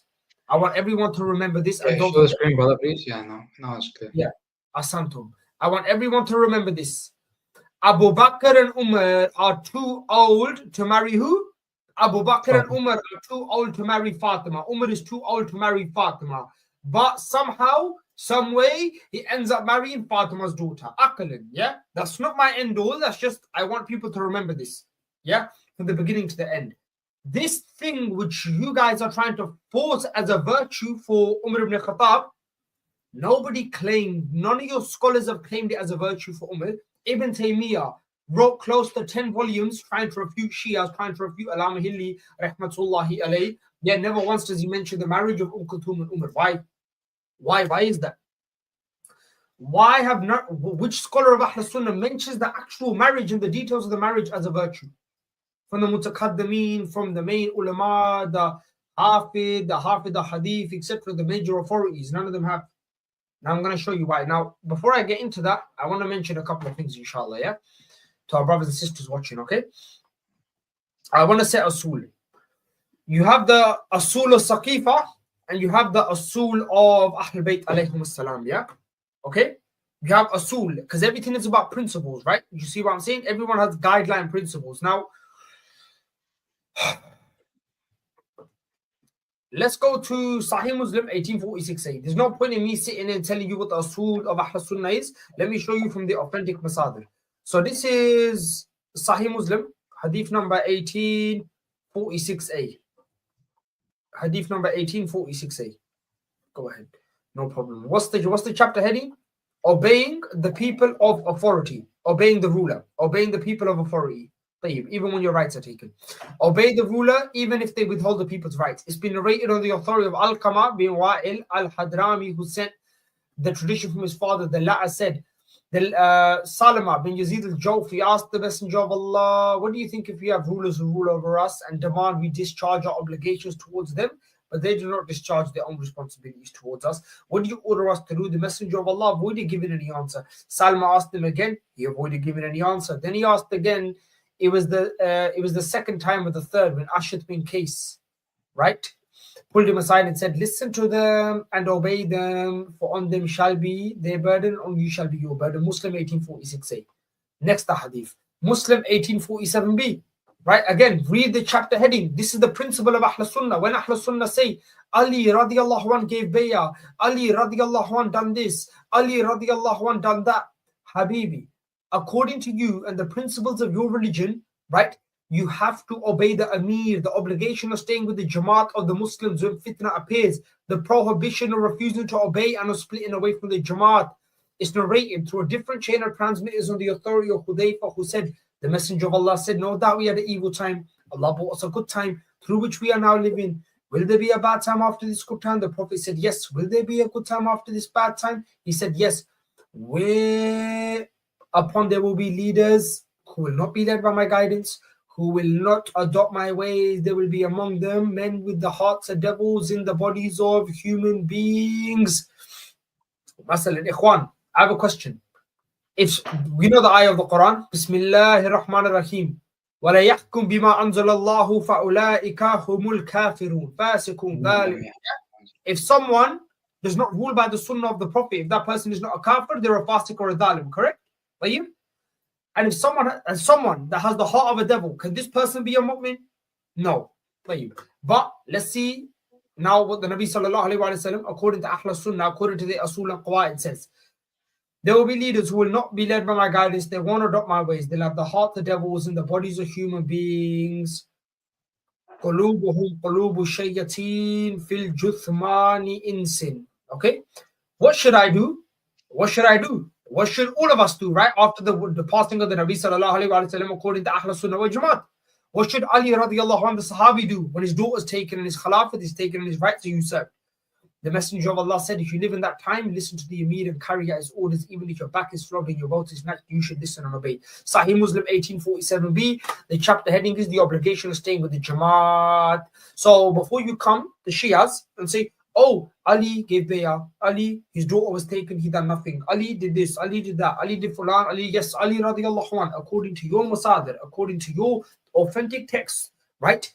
You have to listen and obey you have to listen and obey men with hearts of devils in the bodies of human beings who are dalims and who are taghuts. This is your religion. And if you don't believe me, I can show you two Sunnis arguing about this, right? One of them is asked, Shamsi is asked by Naheem Safdar, also known as Bro Haji, what would you do if the ruler came and took your wife? And he says nothing. He says, if the ruler took your daughter, I would do nothing. Yeah, I'll play the video, see it for yourself. A person defends his honor. من قتل دون ماله فهو شهيد من قتل دون مذمته فهو شهيد. So لا سمح الله, if a hakim, you got no shawka, you got no quwwah to fight the hakim because of his goons, because of his army, because of his police, لا سمح الله, if he takes your daughter or your wife, you ain't got the shawka or the mani'a to defend them, he takes them. Do you do khuruj against him, yes or no? No, I don't do khuruj against him. From his wife and his daughter. No khuruj. No khuruj. For your daughter and your wife. There you go. There you go. There you go. That's fine. I don't want to. Well, that's all I have to say, ladies and gentlemen. I don't need to say it, right? He took the words out of my mouth. He said it himself. If the Hakim Shari takes my wife and my daughter, I don't do khuruj, right? So if Ahl Sunnah have this asl where you must obey the leaders, then yani, what did you expect Ali radiallahu anhu to do, right? When the man with the heart of a devil, right, in the body of a human being was ruling over him, and maybe he came and took his daughter, what was Ali radiallahu anhu meant to do? He's meant to do khuruj, he's meant to disobey the Prophet sallallahu alaihi wasallam. You guys have this same asl, you have this same principle, right? Do you see what I'm saying? Stay with the Jamaat. So that's the Asul al-Saqifa. That's the principle of the Umaris, right? That you obey the rulers, even if your back is flogged and your wealth is snatched and you are tortured and abused. That is the religion of Ahl al-Saqifa, of the group which refers to itself as Ahl Sunnah wal Jamaat. Now, what is the Asul, right, of the followers of Muhammad wa Ali Muhammad? First and foremost, I just want everyone to remember this, yeah?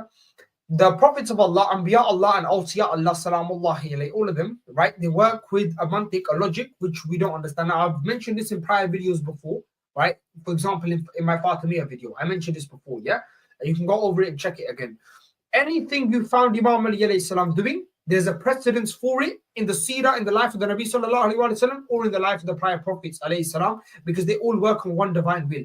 And we might not see that, the hikmah and the wisdom behind what they're doing, but there's a deep ingrained wisdom as to why they are doing all of this. Inshallah. So now, what's the first accusation they make against Imam Ali? Remember, I told you something, yeah? I'm telling everyone this. Whatever Imam Ali alayhi salam done, he has a precedence from his predecessors, whether it's Rasulullah or his brothers, the prior prophets of Allah. So they say, Ali radiallahu anhu could not protect his daughter when the Hakim waqt, Umar ibn Khattab came and took her, he couldn't do nothing to take her back. So I take you to now I show you the precedents where the exact same thing happened to his brother, Rasulullah sallallahu alayhi wa sallam, his master, our Aga Muhammad sallallahu alayhi wa sallam, the exact same thing happened to him. And this is Sirat Nabawiyya. By who? By the famous Ibn Hisham al-Juz al-Thani, volume 2, page number 294. Inshallah, could you just read that, inshallah? Inshallah. وكان رسول الله صلى الله عليه وآله وسلم لا يحل بمكة ولا يحرم مغلوبا على أمره. I think it just says لا يحلل بمكة ولا يحرم. Yeah, وكان رسول الله صلى الله عليه وآله وسلم لا يحلل بمكة ولا يحرم. لا يحل بمكة ولا يحرم. As in basically he had no power to permit things and prohibits. This is yes, that's correct. He was وكان الإسلام قد فرق بين زينب بنت رسول الله صلى الله عليه وآله وسلم حين أسلمت وبين أبي العاص بن الربيع إلا أن رسول الله صلى الله عليه وآله وسلم كان لا يقدر أن يفرق بينهما فأقامت معه على إسلامها وهو على شركه حتى هاجر رسول الله صلى الله عليه وآله وسلم. Yes, that's basically it. It says basically that the Prophet, peace be upon him, and his family had no power in Mecca and to basically couldn't change halal and haram. But what's the primary point, brother Mustafa here?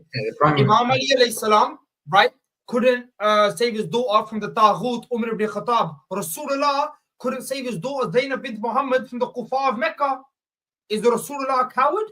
A'udhu billah. But this is what I'm saying. If they're consistent now, they'll make an excuse for Rasulullah sallallahu alayhi wa sallam. And as I'm going to show in a bit, they'll make an excuse for others as well, other Anbiya Allah alayhi salam. They won't make an excuse for Imam Ali alayhi salam. Now, was Rasulullah a coward? No, of course. Why did Rasulullah fight and take his daughter? Why? because he knew it was to prevent a great evil. He knew he was overpowered and he had to try to preserve the blood of the Muslims. طيب? He wasn't able to make halal haram. He had to migrate. He had to leave Mecca and go to Medina. Would you say Rasulullah was a coward? The kuffar took his daughter. He couldn't take his daughter back. Hasha Rasulullah. No, of course he's not a coward. Asad. But this is what I'm saying. If we apply their logic, if we apply their mantiq, correct, Akhi? Yeah, correct. Yes, if we apply their logic, the way they apply this logic with Imam Ali, oh, Ali was like this small, timid man. A'udhu billah, a'udhu billah. Say this about Rasulullah. Say this about Rasulullah. Wallah. A'udhu billah min dhalik. طيب. Now, is it just Rasulullah sallallahu alayhi wa sallam that was stuck in a predicament like this? No. Again, like I said, anything Imam Ali alayhi salam says or does, he has a precedence from who? From his predecessors, right? So you wouldn't call Rasulullah sallallahu alayhi wa sallam a coward. You make an excuse for him. Same way, you should make an excuse for Imam Ali, right? Now, who else? Who else? Right, we go to Surah Hud of the Quran. Again, if these stories run in the Quran, nobody will believe them.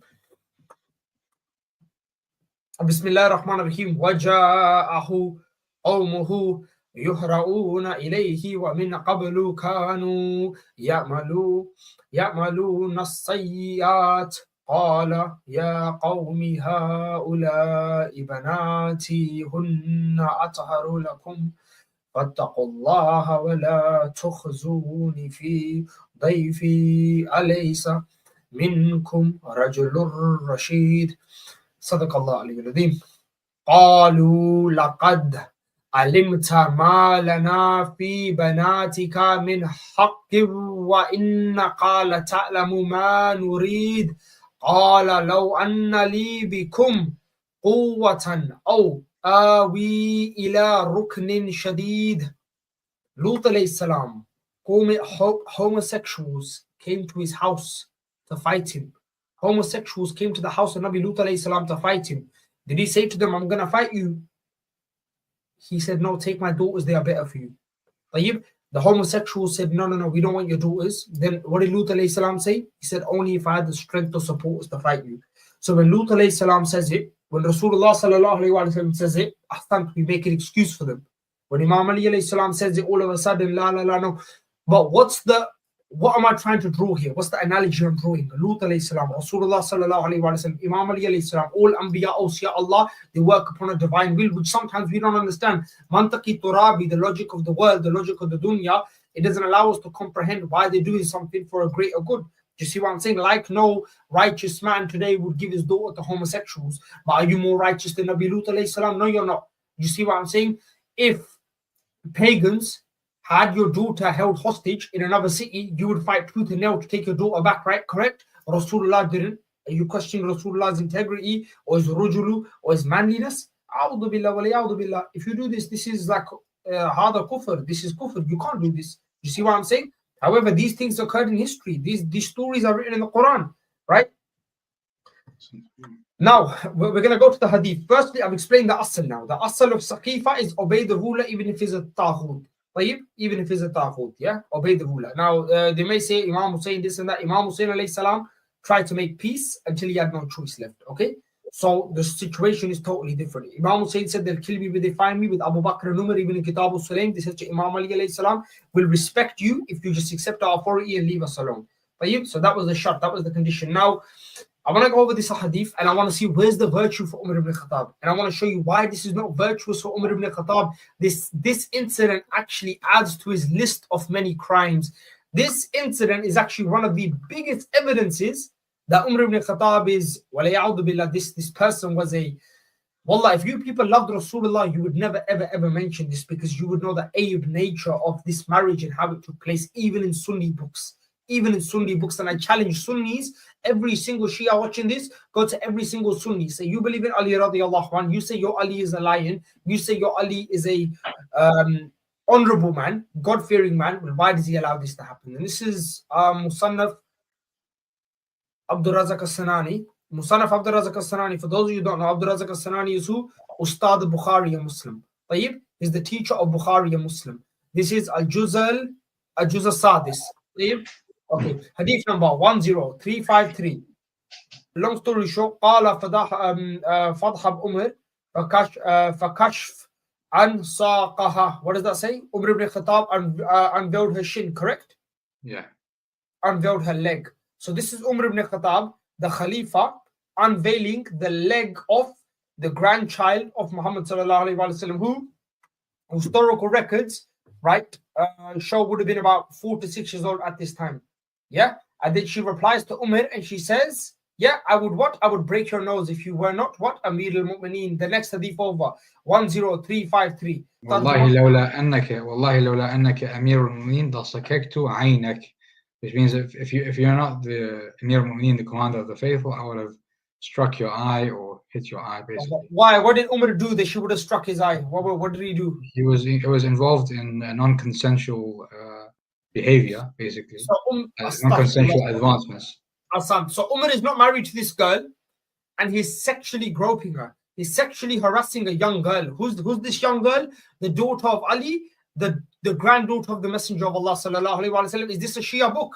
Is this a Shia book? This is Musannaf Abdul Razak al-Sanani. This is the teacher of Bukhari, a Muslim. He narrates this. It is Musannaf. Yeah. He says that Umar ibn Khattab unveiled the naked leg of Kulthum and he touched her and he said, she said, if you want Amir al-Mu'mineen, I would break your nose. So this is your Khalifa, Umar ibn Khattab, the pedophile, the one who touches young girls. And Ali, radiallahu anhu, the Ali of Ahl Sunnah, who you guys say is the lion. You say we disrespect Ali.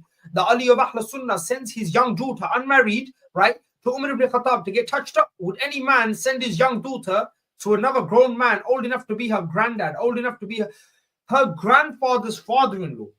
Umar ibn Khattab was Rasulullah's father-in-law, and Ali radiallahu an, in Musannaf Abdul Razak, Ali the Sunni Sahabi sends his daughter Kulthum, the granddaughter of Rasulullah, to Umar ibn Khattab to get touched up. Allah musta'an. How do Ahl Sunnah justify this? And now you know why none of your ulama ever bought this, right, as a fadila for Umar ibn Khattab, because it's anything but a fadila. It's anything but a fadila. Allah musta'an. This is the, now, does it end there? No. Kulthum, who is this Kulthum? There was multiple Kulthums, right? We know Imam Ali, and I'm citing different opinions because I want to be fair. I don't want anyone to feel like I misrepresented their position or I left out another position or there's etc., right? If there's any ilmi position in regards to this marriage, right, inshallah, I want to represent it. So now, from the Sunni side, you have Ibn Qutayba, Mutakaddimin Ahl Sunnah, mashallah, tabaraka wa ta'ala, right? This is his book over here. I have Al-Ma'rifa, what's this? Al-Ma'arif, Asad, by Ibn Qutayba, yeah? Al-Ma'arif by Ibn Qutayba, hadith, page number 175. وأما أم كلثوم بنت أبي بكر فخطبها عمر إلى عائشة the writing is not clear on my screen. فأنعمت فأنعمت له وكرهته أم كلثوم فاحتالت حتى أمسك عنها وتزوجها طلحة ابن عبيد الله فولدت له زكريا وعائشة ثم قتل عنها فتزوجها عبد الرحمن بن عبد الله بن أبي ربيعة المخزومي. So what's the tarjuma for that, Habibi? Yeah, so basically it says and as for Kulthum, the daughter of Abu Bakr, Umar ibn Khattab married her, and it says وكرهته إلى عائشة.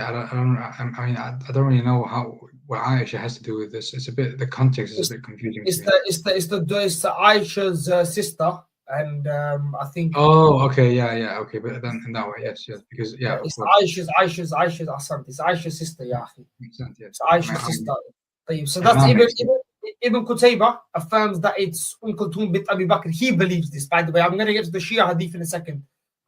So then we've looked at this from the Sunni lens and the Shia lens. Yeah, the Sunni lens and the Shia lens. Okay, so then we haven't left any angle uncovered, inshallah, bi'idhnillah wa ta'ala. Yeah.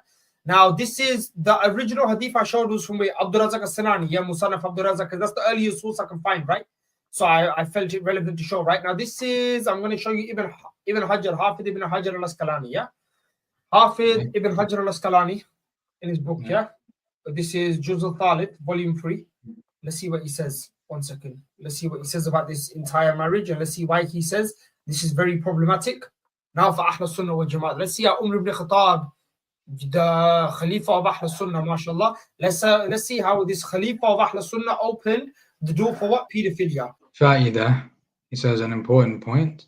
روى عبد الرزاق وسعيد بن منصور وابن أبي عمرو عن سفيان عن عمرو بن دينار عن محمد بن علي بن الحنفية أن عمر خطب إلى علي ابنته أم كلثوم فذكر له صغرها, she's young, فقال ابعث بها إليك فإن رضيت فهي. One second, wait. Yeah, go ahead. فهي امرأتك, فأرسل بها إليه فكشف عن ساقها فقالت لولا أنك أمير المؤمنين لصككت عينك. وهذا يشكل على من قال إنه لا ينظر غير الوجه والكفين. الله المستعان. الله المستعان. Give us ترجمة أخي. Yeah, so basically, Muhammad. He's commenting. Commenting on the hadith we read from Musannaf Abdul Razak as-Sunani. And what's he saying? So basically, Ali, the son of Muhammad, the son of Ibn Hanifiyya, the son of Ali ibn Abi Talib, is saying that Umar ibn Khattab wanted to marry Kulthum. Then Ali sent Kulthum to Umar, and he said that she's young and so on. And then Umar again exposes her leg, and then she says to him, "If you want Amir al-Mu'mineen, if you want the Caliph, I would have hit you in the eye." And then Ibn Hajar comments and he says, "This is a clear evidence for those who only say that if you want to get married, you can only see the hand and the face. That you can basically see." So Umar ibn Khattab opened the gate. He opened the gate of perversion in Islam. He opened the gate of pedophilia in Islam. Is this what he done, right? Before you can only see the hands and the face of a woman in Sunni fiqh before you want to marry her. But mashallah, the second rightly guided Khalifa goes and gropes a young girl, sees her naked leg, touches her naked leg. And Ali radiallahu anhu, the Sahabi, has no problem in sending her. This is the Ali of Ahl Sunnah, mashallah. They want us Shias to believe that we've made Imam Ali alayhi salam look like something is not. And they have this great version of Ali, mashallah, who sends his young daughter, to Umar ibn Khattab, right? Allah musta'an, to get touched up. Wallah, this is the dirty Malawoon Zindiq that you people are trying to. Wallah, if you loved Rasulullah, you would never mention this. That if you loved Ibn Taymiyyah, why do you think he never mentioned this Minhaj al-Sunnah? None of your scholars have mentioned this in any books refuting Shia. None of them have it. There's a reason why they haven't, because they know this marriage is aib. Wallah, even according to you guys. Now, that's the Sunni hadith. That's your religion. Listen and obey, right? Even if the ruler comes and takes your daughter. So Ali the Sahabi radiallahu anhu, of course he had to do this. Now Ali the Ma'asum Imam Salamullahi alayhi. Now there's a couple of different narratives about this. Brothers and sisters, in Islam, when a man marries a woman, Abu Bakr's wife, Jafar al-Tiyar's wife was Asma bint Umays. She then married the Taghut Abu Bakr. She had a son, Muhammad bin Abi Bakr radiallahu anhu, who was a rafidhi, who fought Aisha and Marakat al-Jamal and killed Uthman ibn Affan. Muhammad bin Abi Bakr is going to be from amongst the leaders of Jannah. When Imam Ali married his mom, Asma, his sister Kulthum bint Abi Bakr also went into Imam Ali alayhi salam's house. So one position is, this is Kulthum, the daughter of Abu Bakr, the sister of Aisha, who Umar ibn Khattab married. That's one understanding. From all the Shia texts, remember one thing, not one in Al-Kafi says bint Ali. I'm not negating his bint Ali, but I'm not accepting his bint Ali either. It could be either one. We're not sure because neither one says bint Ali, but we're going to go through the Shia Hadith, inshallah, that I've collected so far on this, Al-Kafi, Volume 5, Juz al-Khamis, Volume 5, Book 3, Chapter 23.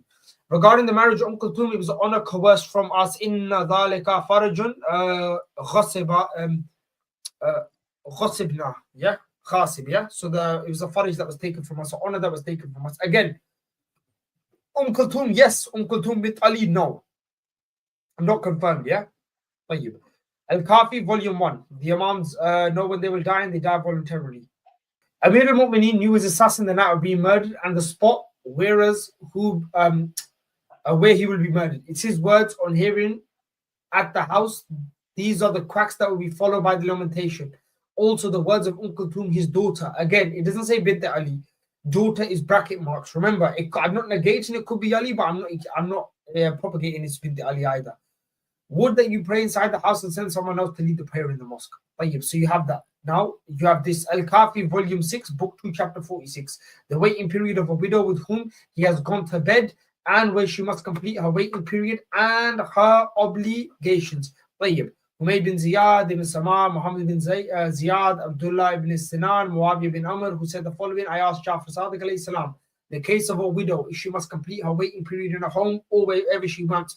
The Imam said it is wherever she wants. Ali brought Kulthum to his home when Umar died. Again, not Kulthum bint Ali, Kulthum. No problem. Next one. Right, we have Al-Kafi volume 6. Again, same thing. Yeah. Where should she go ahead, Akhi? Okay. Where should she observe her waiting period? Again, when Umar died, Kulthum, Imam Ali took Kulthum's hand and led her to her house. Okay. So what have we so far, right, got from this? So far, what have we understood from all of this? Right? 1 second, wait. From all of this, so far we've understood that there's no Kulthum bint Ali. There's no Kulthum bint Ali. It's just Kulthum. Whichever Kulthum it may be, so far it's just Kulthum. Now let's look at the circumstance of this marriage. Let's look in Sunni books, right? Umar comes and touches the naked leg of the granddaughter of the Prophet, right? Ali bin Abu Talib does nothing about it. Okay? Tayyib. Now let's see how this marriage took place in Shia books. Okay. To whichever Kulthum it may be. Abu Abdullah alayhi salam said, when Umar proposed marriage with Kulthum, Amir al-Mu'mineen said, she's just a child. MashaAllah, she's just a, Umar, she's just a child. In Sunni and Shia books, she's just a child. This is affirmed. This is not something that's up for doubt. Abdul Razak as-Sanani, the earliest Sunni source, says she was just a child, right? Now, Al-Kafi, you read as well, she was just a child. So putting together all the sources, we conclude that Kulthum was just a child. First and foremost, okay. Umar has said that he saw Al-Abbas and asked, what is wrong with me? Is there something wrong with me? Abbas said, what's the matter? He replied saying, I proposed before the son of your brother for his daughter, but he rejected my proposal. Hold up. Sunan Nasai 3221, Abu Bakr and Umar, right, proposed for Fatima, but the Messenger of Allah said she's too young. Umar ibn Khattab is too old for Fatima, and now this individual has the audacity to come and ask for Fatima's daughter's hand in marriage. This is who we're dealing with, brothers and sisters. Wallah, this is brothers and sisters. This is Wallahi, this is who we're dealing with. Right? Let me just show you guys again. Sunan Nasai 3221. Abu Bakr and Umar, right, proposed marriage for Fatima, but the Messenger of Allah said she is young. So Fatima is too young for Umar ibn Khattab. However, Al-Kafi, volume 5, book 3, chapter 23, hadith number 2. Yeah? Umar ibn Khattab comes and he proposes for Fatima's daughter after knowing Fatima is too young for him, but he wants to marry your daughter. Umar replied saying, I proposed before the son of your brother for his daughter, but he rejected my proposal. Wallahi, I swear by Allah, I will shut down Zamzam and leave no honor for you without you being destroyed. I will prove him guilty of theft through 2 witnesses and cut off his right hand. Al-Abbas went to him, the Imam informed him of what Umar said and asked the Imam to authorize him to settle the matter, so the Imam agreed. Now, Mastalan, brothers and sisters, pick your poison. I cannot go to a Jew and say, oh, the Torah propagates stoning adulterers when the Quran has the same punishment, right? Correct? I cannot do this. Asant, this is illogical. I can't throw stones when I live in a glass house, right? Sunnis who bring this to us, Nasibis, you're not atheists. You have something that we can hold you to. If a Jew comes to you now and says you have the punishment of stoning in your Sharia, in your jurisprudence, you'll say, hold up, but so do you. So do you, right? Why are you throwing stones? You live in a glass house. Now, you have Ali, the fourth rightly guided Khalifa. We have Ali, the first Masoom Imam. Over here, right? We have 2 very problematic situations, right? Ali the Sahabi sends Kulthum to get her naked leg touched by the second rightly guided Khalifa. The second rightly guided Khalifa gropes the daughter of the fourth rightly guided Khalifa, the granddaughter of the Prophet sallallahu alaihi wasallam. Ali does nothing. Why? The Asul of Ahl Sunnah, you listen and obey to. Now, the Shia books, the Shia books, the Shia Kutub, why does this happen? Umar ibn Khattab threatens to what? To stop the well of Zamzam. Right? What's the Asul I set and I ask people to remember? The Asul I set is, for the Imam Masoom Salamullahi alayhi, you sacrifice everything and anything, like Imam Hussein sacrificed his 6-month-old son in Karbala, Ali Askar alayhi salam, to preserve the deen of Allah. To preserve the religion, you sacrifice everything and anything. Umar ibn Khattab threatened to stop the well of Zamzam. So, Masalan, for a second, if this happened, this was a forced marriage. Now, if you're saying, how did Imam Ali alayhi salam allow this to happen? As a Sunni, you have to allow the ruler to come and flog you back and take your water. You can't do nothing about it. First and foremost, and Ali in the Sunni books sent her willingly. In the Shia Kutub, whether it's Kulthum bint Ali or whether it's Kulthum bint Abu Bakr radiallahu anhu, whichever one it does not prove the adillah, the justice of Umar ibn Khattab, right? And if Imam Ali alayhi salam allowed this to happen, he allowed it to happen to what? To stop a greater evil like Nabi Lut alayhi salam in the Quran. you're going to mock Imam Ali alayhi salam, mock Nabi Lut. If you're going to say Imam Ali alayhi salam was weak and a coward, say about Rasulullah, who in Sirat al-Nabawiyah by Ibn Hisham, his daughter was in Mecca with the kuffar and he couldn't save his daughter. Now, if you're going to say later on, he went and he fought the Quraysh. Later on, Rasulullah went and fought the Quraysh sallallahu alayhi wa sallam, and he took his daughter back. Do you know what we say? Do you know what Abu Lu'lu salamullahi alayhi? Abu Lu'lu alayhi salam, I'm being honest, this is, again, I'm telling you, I'm trying to give you multiple positions to be fair as possible, right? Abu Lu'lu salamullahi alayhi, they say he went and he opened up Umar ibn Khattab in Masjid al-Nabawi. He went and killed Umar ibn Khattab. He got revenge for Al-Zahra and who? Kulthum radiyallahu an, right? So irregardless, whether it's Sunni, whether it's Shia, you cannot prove this marriage was consensual, even Jai Sharan, right? It's a young underage girl. Fatima is too young for Umar to marry, but Fatima's daughter isn't. Allah musta'an. So just to conclude, brothers and sisters, about this so-called marriage, right? Number one, right? Many people say Kulthum bint Abu Bakr. It was Kulthum, the daughter of Abu Bakr. Why? Because Imam Ali became a stepmother, right? Not one single hadith in Al-Kafi says Kulthum bint Ali, the daughter of Ali.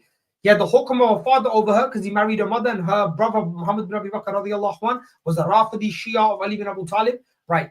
Number two, according to the Usul of Ahl Sunnah, Ali the Sahabi wasn't supposed to do anything. He's supposed to allow Umar ibn Khattab to do this because you must allow the ruler to flog your back and take your wealth, and you must listen and obey. According to the Usul of Ahlul Bayt alayhum salam, right?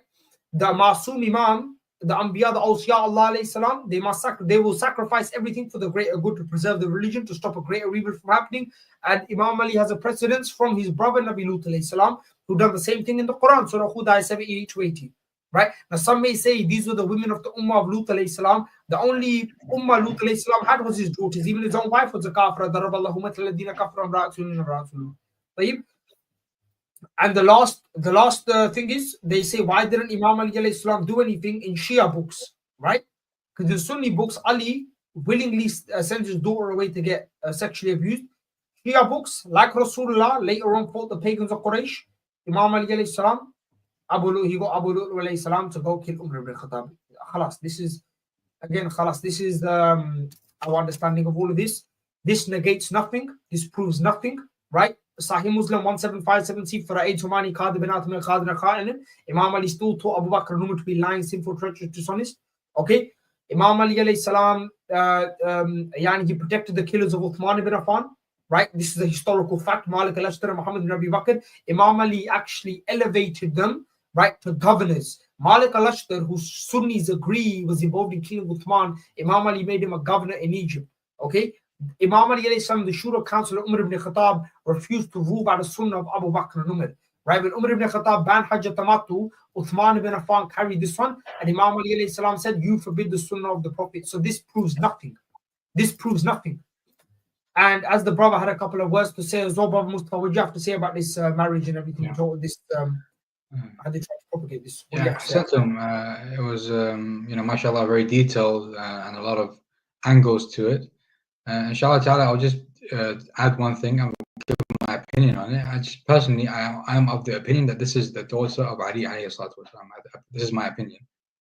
Because what Brother Faizan said is true, that we don't, the authentic hadith don't say Kulthum bint Ali, but the view that I personally hold and that I adhere to is that this is a clear alam. You know, in Arabic we say alam, it means like a clear symbol that you don't have to necessarily state that is the the daughter of Ali. But again, it's a possibility that it's the daughter of Abu Bakr, that is like Muhammad ibn Abi Bakr, and they were introduced to the household of Ali. So in reality, Allahu A'lam, but I am of the opinion that this is the daughter of Ali. Now, is this a problem?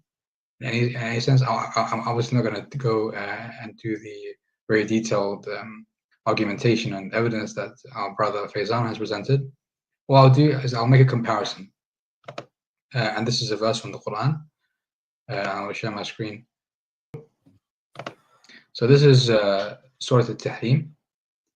Allah Azza wa Jal mentions, وَضَرَبَ اللَّهُ مَثَلًا لِلَّذِينَ آمَنُوا امْرَأَةَ فِرْعَوْنَ إِذْ قَالَتْ رَبِّ ابْنِ لِي عِندَكَ بَيْتًا فِي الْجَنَّةِ وَنَجِّنِي مِنْ فِرْعَوْنَ وَعَمَلِهِ وَنَجِّنِي مِنَ الْقَوْمِ الظَّالِمِينَ.